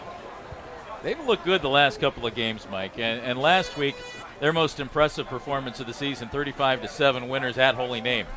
Yeah, at Holy Name, and Holy Name had been playing pretty good football up into that point, and Lake Catholic just went in there and said, you know what, we're tired of losing 4 games in a row. They really took it to Holy Name last week. And you know what, Jeff, just watch both of these teams, but Lake Catholic, they're not a 2-5 team. Not the way that they play solid defense, run game. They're offensively, they have enough weapons where they can move the football around and get it to different people. And look at their remaining schedule for Lake Catholic, and they believe that if they can win the last 3 games of the season, including tonight, they may have a chance to sneak in the back door of the playoffs. NDCL in playoff position right now under Byron Morgan, 7th in their region, so they have a chance. But Hoban jumping. Defense a little anxious out there for the Knights. Yeah, and that's Dominic Williams, who's trying to make a play and atone for the fumble he just had. They got him on a blitz off the outside, off the right side, and he got just a little excited and was able to jump off sides, and that's not what you want to do. Penalties in this situation is not what you want. Jared Ronyak at quarterback. Little trickiness here. Svelbar on the reverse. Gets out to midfield and just a little bit past midfield. Knocked out of bounds at the 48-yard line. So Lake Catholic coming out aggressively here to start this possession. And watch this. Jared Ronyak on Dominic Williams right there is the key block that clears Svelbar. But there's McMullen tracking him down from behind. This is a kid who's a freshman. He sees the reverse and able to get back after him and get the first contact. But that speed and that toughness of that Hoban defense prevented that from being a great big one. Up the middle for Lake Catholic. Richie Sanders picks up maybe 4 yards. Brian Slack on the tackle for Hoban.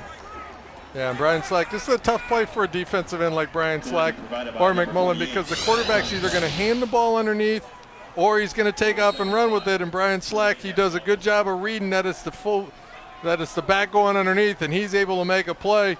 Forget the helmet. I don't need no helmet.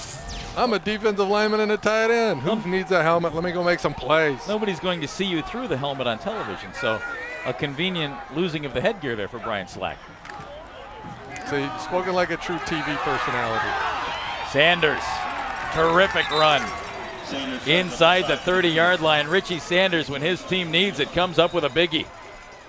Yeah, very nice play selection here, because what they've been doing is they've been going off tackle all day long.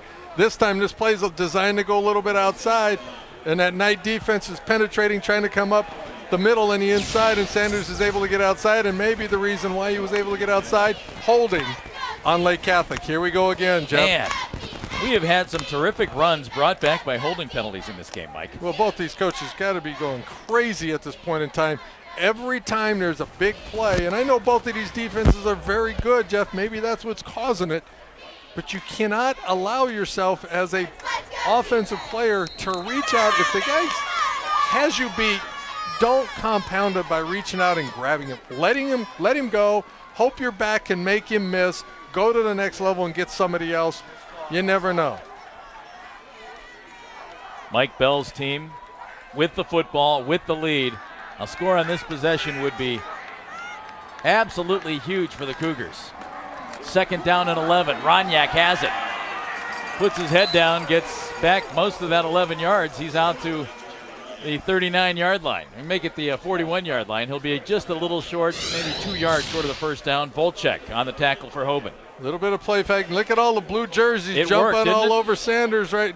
Richie Sanders right there, and Roniak keeps it. And there he is outside. Tom Michaels, number 23. He's caught a couple of passes, not the biggest guy out there. They have him at 5'10", 170 pounds. His job is to block that outside linebacker, that corner, whoever's covering him. Jared Roniak does a good job of reading the block, getting his shoulders, heading to the goal line, and picking up what he can. 2nd down and 3. Sanders gets loose into the secondary. And inside the 25-yard line down to the 22, Zach Bazzelli-Andis brings him down for Hoban, but it looked like Sanders was stopped in the scrum back near the line of scrimmage, Mike, and he bounced free. Well, just a nice job by the offensive line. They do that zone blocking where you're just going to block the guy to your left and stay with him and let him run wherever. Nobody really gets him. He runs into his own blockers, and he keeps his feet going. A good running back is always going to keep his feet running after the initial contact and see how far he can go. Sanders up to 76 yards. He has it again. Trying to get around the corner. He does. Cuts it back, and Richie Sanders into the end zone. Touchdown, Lake Catholic. 23 yards. Touchdown number 3 on the night for Richie Sanders. And again, that's the play that they just run that got called back for holding. They've been going off tackle this time in this series. They went outside twice with him. Richie Sanders is going to run a little sweep to the outside. Again, just block up. Look at that move right there on Jesser. He fakes inside like he's going to go in and makes Jesser's hips go back, his shoulders go back, and he accelerates around him and it makes a couple of cuts in the open field. What a tremendous run by Richie Sanders. Now you know why, as a sophomore, why he's back there. He's a very explosive runner. Ryan Luby adds the extra point. 4 minutes, 52 seconds to play, and Richie Sanders has done it all. All 3 touchdowns for Lake Catholic scored by number 5.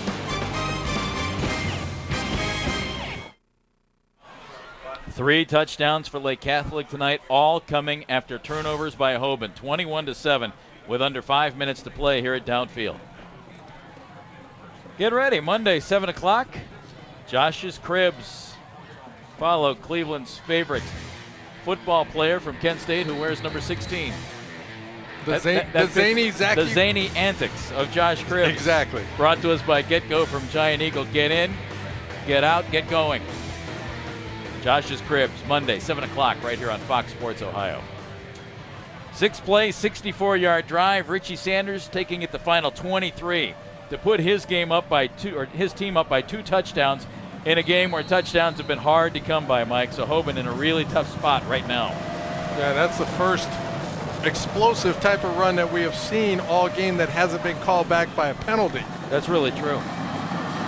Luby punches it again, trying to keep the ball away from the skilled return man. And Brian Ross, a big hit on the special teams. Wow, he's been all over the field tonight. Yeah, and here's Richie Sanders on the touchdown run. They just put a hat on a hat and run with him and get Richie Sanders out in space. He makes one little fake cut, then gets outside, and the receiver's doing a great job. For long runs, to be effective, receivers have to block downfield. Both receivers on that play were able to lock up secondary guys one-on-one with Sanders against Jesser, and Sanders won that time. Masters at quarterback. His team down by a couple. They need some big plays, and they need them in a hurry, and that's not one of them. Couldn't find anybody downfield, surrounded by white shirts. Andre Vogel, one of the white shirts in there for Lake Catholic. Yeah, and he wanted to go up top to Slack again down the middle. This time the secondary is in a man-to-man and running with Brian Slack, and he wasn't there. Masters over the middle and almost intercepted. That pass intended for Carter. But boy, there were a bunch of white shirts between Josh Masters and Layman Carter. Well, with Carter and Slack both running down the middle, look how close they all are. Those two guys are obviously going to draw a big crowd from a lot of white jerseys. So you got two blue jerseys, 4 white jerseys there. Josh Masters, you want to get the ball to your playmakers, but when they're double covered or have 4 guys around them, find somebody else to throw the football to. Both Sanders and Urjevec had a chance to intercept that. Masters throws it deep and overthrows his intended receiver. Pass was intended for Ben Coudray.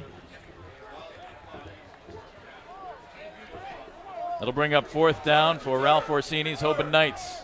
4:14 on the clock here at Dowd Field, and they will punt the football away. Pat Kramer coming back to kick it.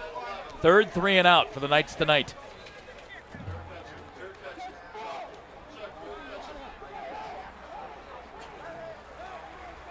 Kramer, Svelbar, back deep. Pat Kramer kicks the ball away. And Svelbar calls for the fair catch at the 45-yard line. 4:09, 4:08 make it to play in the 4th quarter of this game. And Hoban's defense, Mike, now needs a big play. Yeah, you're exactly right, Jeff. If the Knight defense doesn't step up and make a play, which they've been doing all day, their offense has put them in 4 tough situations. They stopped them on the one series, but the other 3, just too much of a task to stop this Richie Sanders and this offense from Lake Catholic, and that's where we're sitting at right now. But this Knight defense better come up with a turnover and quick, because they're 2 scores down at this point. Sanders in the 4th quarter, 51 yards, 23 of it coming on the touchdown run. Ronyak gives it to Richie Sanders. And he runs into a couple of blue shirts. Steve Vailette, Greg McMullen there for Hoban. Yeah, and Justin Gordon in there too, it looks like. And nice start for the Knight defense.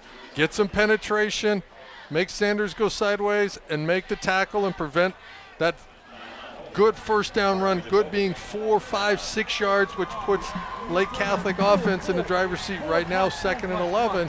Good situation for this Knight defense, but they need to get a turnover quickly.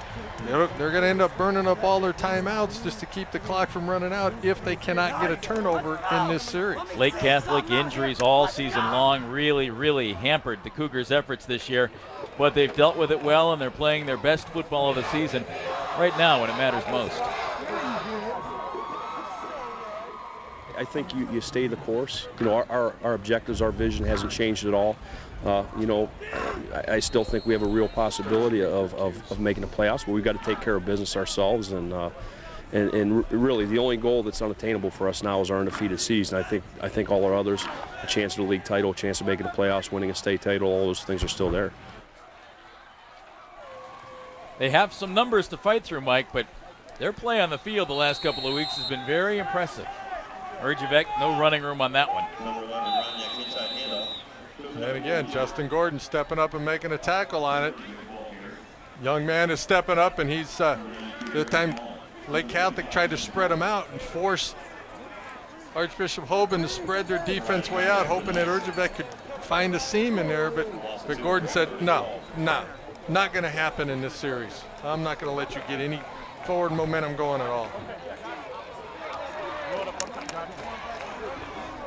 We just saw Randy Greenwood, who is supposed to be the man at running back this year for the Lake Catholic Cougars. He was last year, scored 16 touchdowns.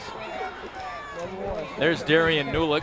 He was one of the big guys coming back, also a running back, and a terrific defensive player. Injuries everywhere. And for more, let's go down to Dion with a Toyota Sideline Report. Guys, we talk so much about the injuries that Lake Catholic has had to deal with this season, but they've done so with a positive attitude, perhaps because 6 of the last 7 years they've seen one of their star players go down to injury and miss their entire senior season. And of those years, they've made the postseason, this year vying for a 6th straight playoff appearance.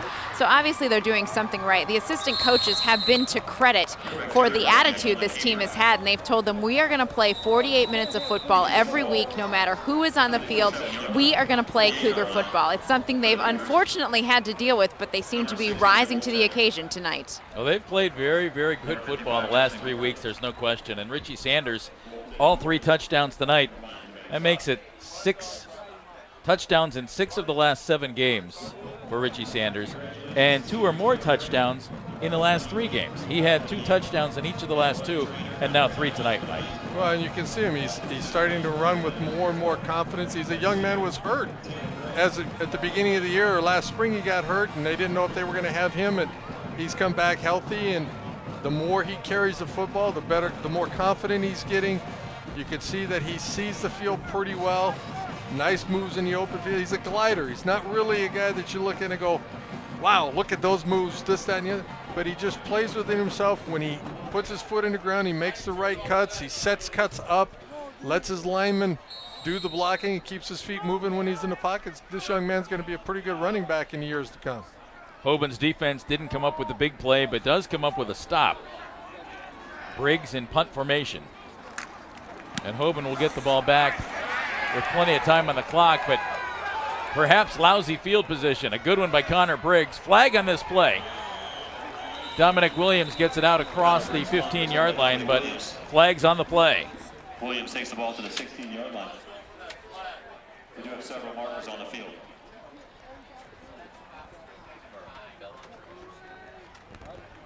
You got the same thing. We're going to go from flags right all there, over though, the place right? tonight, Mike. No, we're going to go from the... And Coach Orsini was talking about that. We can't, they've had so many penalties. They've been shooting themselves in the foot, and they were really concerned about it. But Lake Catholic has had their share too today. We had a foul on the PSK, block in the back. We'll go from the spot, half the distance.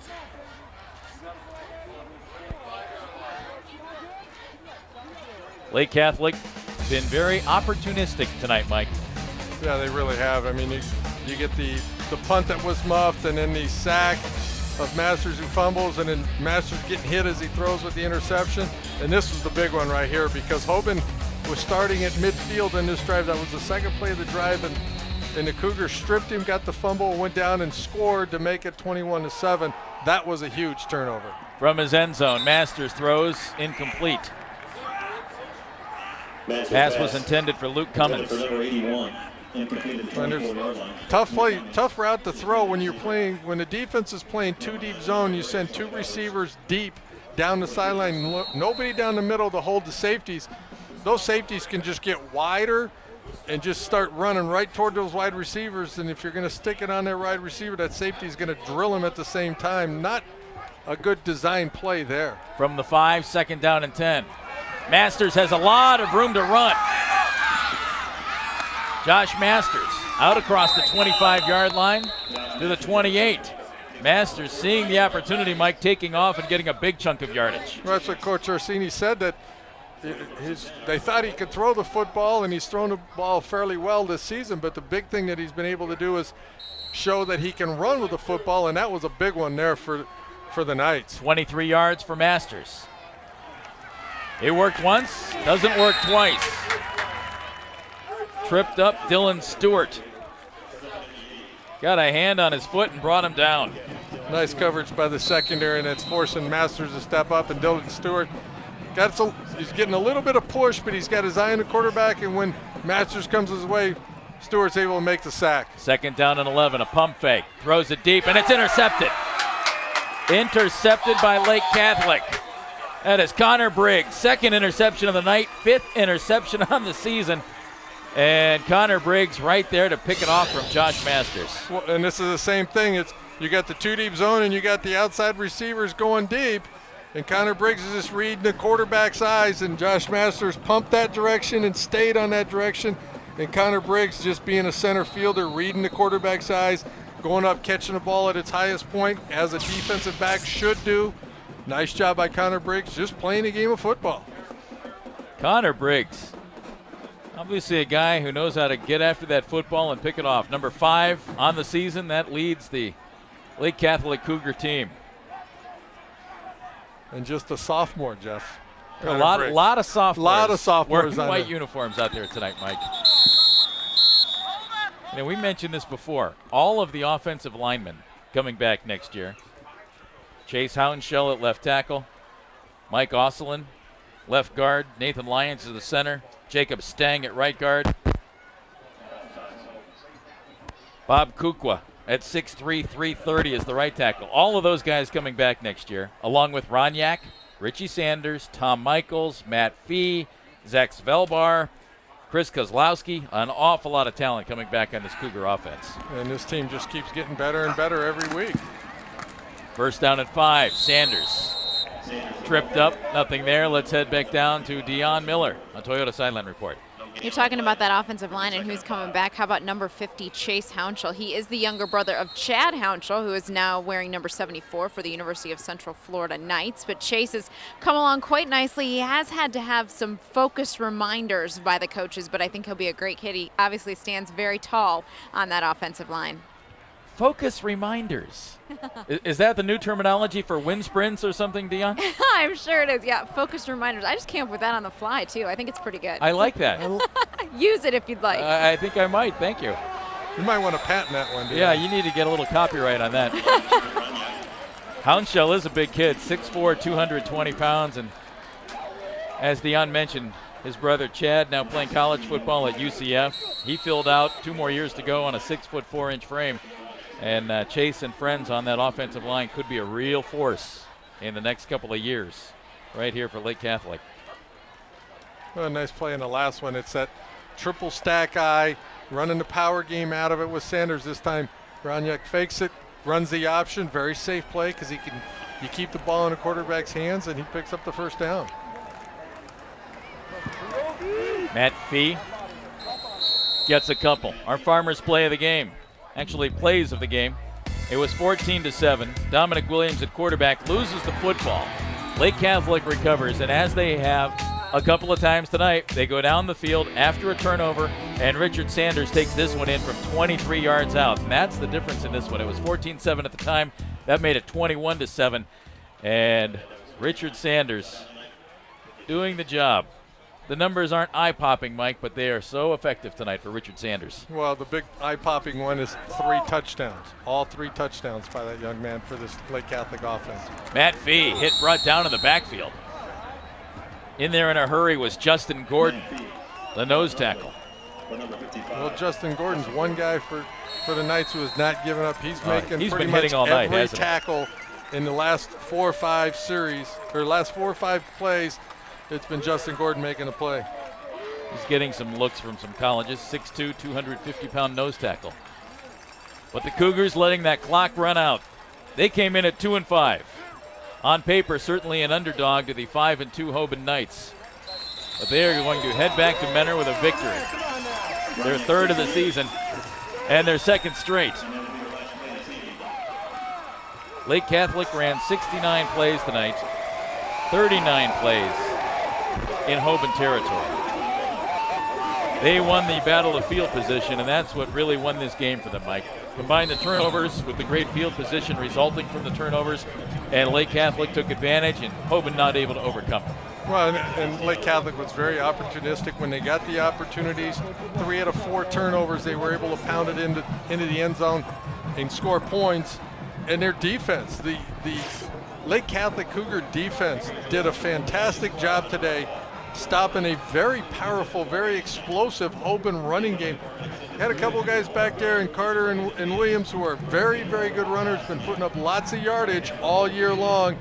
And the Cougar defense rose up and said, not going to happen tonight against us. Well, not too long ago, this team had just 1 win. They're now 3-5 after a couple of good ones.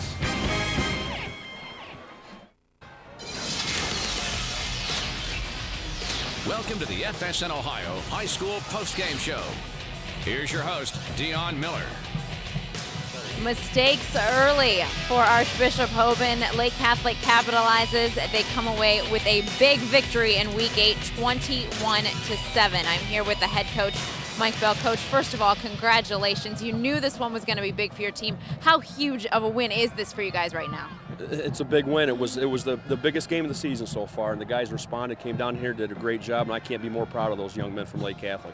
Now, you talked about your defense needing to be on their toes. You contained their running game in an incredible way tonight. Yeah, our defense did a great job against a very, very good Hoban offense, and they answered the challenge. Yeah, and Richie Sanders, he's not a bad little back himself. What kind of a spark does he provide? On both sides of the ball. He's one of our two-way players. He's a sophomore, and he does that. He makes exciting plays, and we're happy to have him around for a couple more years. You talked about your team not getting down about the injuries, and they certainly don't play like they're 3-5 now. I mean, what has been the difference for the last couple of weeks? You know, I think that the leadership, these guys have responded instead of reacting to adversity, and that's what you have to do in football and in life. And you know, stranger things have happened. You guys were 6-4 last year and made a huge run in the postseason. You know you keep that playoff light alive. Yeah, we needed this one tonight, and we got it. All right, Coach, congratulations. Thank Go you. ahead and celebrate with your team. We'll send it up to the booth. Jeff Phelps. They think they have a shot, Dion, and they just might. As you just said, 6-4 last year, took off once they hit the playoffs. Number 16 coming in right now. And if they win out, a couple of things go their way, maybe. And if they get there, Mike, look out, because they're playing pretty good football. Well, and all they can do at this point, Jeff, they're 3-5. Their record is what it is. All they can do is keep going out and winning ball games and let the numbers fall where they may. They may make it in, they may not. But these coaches are going to keep these kids pounded toward the thought that they're going to get into playoffs. And with these young guys getting better week in and week out and getting a lot of confidence in themselves, I tell you what, if I'm the number 1 or number 2 seed and I have to start playoffs against Lake Catholic, if they make it, if they win the next couple of games and you got to go against them, I'm going to be nervous as all get out. And of course, the numbers aren't favorable. At 3-5 right now, best they can hope for is 5-5, and to get lucky and get into the playoffs, that a couple of breaks go their way. But you're absolutely right. If you're the 1 or 2 seed, you do not want to see this team in the first round of the playoffs. And now Hoban in a situation where they were number 3 in their region coming in. They have to regroup a little bit because they were closer to being number 8 than they were to being number 2 numerically. So the Knights need to regroup a little bit and get back on track, and they have an opportunity to do that next week against Padua, and they finish up Padua and NDCL. It was a 14-7 game at halftime, Mike, and then things just didn't start out well as Connor Briggs got his first interception of the night. Over the middle to Slack again. But then they came through, and that play that had been open a couple of times tonight, Brian Slack makes a nice catch for Hoban. But here's what we think turned out to be the play of the game. The fumble that led to another drive by Lake Catholic after a turnover and another touchdown by Richie Sanders. Well, and what makes that play, that fumble, so critical was the Knight defense had stopped Lake Catholic deep in Lake Catholic's territory, forced a punt. Hoban had some momentum. They got the ball inside of Lake Catholic's territory to start that drive. The second play of that drive was that fumble. That just took the whole wind out of the sails for the Knights. Lake Catholic takes it. They pound it down there for a number of plays, get the 23-yard run by Richard Sanders. Now it's a 14-point deficit for the Hoban Knights, and just did not have enough to be able to overcome that. How happy are these guys? At least they trust each other and are happy enough that are you going to do this? Oh, that's frightening. After every win, they take the dive, and it worked out beautifully tonight. Oh, that's fun, huh? Not something I want to do. That's but you know what? Guys. You know what? They teach trust and they teach teamwork, and what better way to show it than the offensive coordinator dive? Let's head down to the field. Dion with the man who scored 3 touchdowns tonight, Richard Sanders. That's right, Jeff. 3 touchdowns tonight for Richie Sanders, the difference in this game. How were you able to take advantage on the ground? I was just trusting my linemen to get the job done so I can do what I have to do, make it easier for me. What has spelled success over the last couple of weeks for you guys? It seems to be a real turnaround in this team. Well, in practice, Coach just stressed on us to pay attention to the little details, so that's what we have to do to prepare ourselves and just do the ordinary things right. Yeah, and you did the things you needed to do right tonight. Do you realize how big this game is as well? I mean, you guys are fighting for a playoff spot, holding out hope that you can still make it in. Yeah, it's very big for us. We were stressing, get 1-0 this week. Don't worry about nothing else. Just getting 1-0. That's what we did and accomplished it. And it's been a long season. You guys have battled a lot of injuries. What has made that difference in the locker room to keep you guys unified and focused? We just believe we can get it done. We just get the job done. Certainly got the job done tonight. We appreciate it. Dion, thank you very much. Richie Sanders doing the job, 3 touchdowns to go along with his 98 yards tonight as Lake Catholic coming up with a win, 21-7 at Hoban. More to come. Stick with us. Welcome back to Downfield. Lake Catholic a winner tonight, 21-7. I'm with the defensive star, Brian Ross. You guys certainly caused a lot of turnovers tonight, 5 of them really taking advantage. Yeah, this week, even though we had a short week, we did a lot of more mental work than physical work, so that helped out in the long run, as it's shown tonight in all of our playmaking and stuff. Absolutely. Big plays on a big night. How big was this win for you guys? It was huge for computer points, just for our community's sake, just for our pride, because the Cougars are never down and out this year. That's right. And defensively, you guys were able to really contain 2 very dangerous running backs. How were you able to stay up on them all night? We just knew how to keep our assignments down, who to fill in what gap, and just play how we know how to play. Is it that belief that the playoffs are still alive that has kept this team going all year? Oh yes, that's what we pride ourselves on. We make the playoffs every year, no matter what situation we're faced with. All right, well, a huge win tonight. Brian, congratulations. Thank you so much for your time. Jeff? In the first half of this game, he was all over the field in the first half of this game, Dion. Brian Ross had an outstanding second half, didn't he, Mike? Yeah, he was the guy who was making plays. He came out in that second half, especially, Jeff, and just got after, on a personal mission to make every play, and he was involved in all the critical plays in that second half. Dynamite football player. They had a great day. Hoban coming in averaging over 46 points a game in their last 3 games. Held to just 7 points tonight by Lake Catholic. And through some mistakes by Hoban. The Knights are going to look back at this game and think, boy, if we hadn't made those mistakes, at the very least, we're in the game the whole way. And I'm sure they're thinking, we had the game. We should have won it. Well, they should have. They had a chance to win the ball game, but Lake Catholic made almost as many mistakes as Hoban. The big difference was the number of turnovers. Hoban had 5. Take the last one out because that's desperation, trying to throw the ball, late interception. But Hoban, 4 turnovers, critical turnovers, to Lake Catholic's 2. When you turn the ball over that many times, you're not going to win football games. Let's head back down to Dion. She is with Mark Porter from JJ Huddle for our JJ Huddle Scouting Report. Thanks so much, Jeff and Mark. A guy that just jumped off the field tonight for Hoban is obviously number 92, Greg McMillan, a freshman who's clearly going to get bigger. Yeah, for him to be playing tonight and playing as well as he did, he's just like what you say is a young puppy, and his paws are bigger than the rest of his body right now. And when he grows into those paws, look out for the teams or the quarterbacks he comes after. And the thing that makes him so dangerous, being so young, is that he has the football smarts. Coach Orsini said that that's what makes him so scary. How essential is that, especially for someone who's 14, 15 years old? For him to be that far ahead of the curve is just special at this point. Usually kids that young are so raw that the game usually gets by him, but he's actually out there making plays, diagnosing the plays, beating trap blocks and other things that you'd expect out of a senior. In fact, he looked like a junior or senior at times. Yeah, and speaking of juniors or seniors, Brian Slack, clearly a very tough player for Hoban. He brought what he could tonight.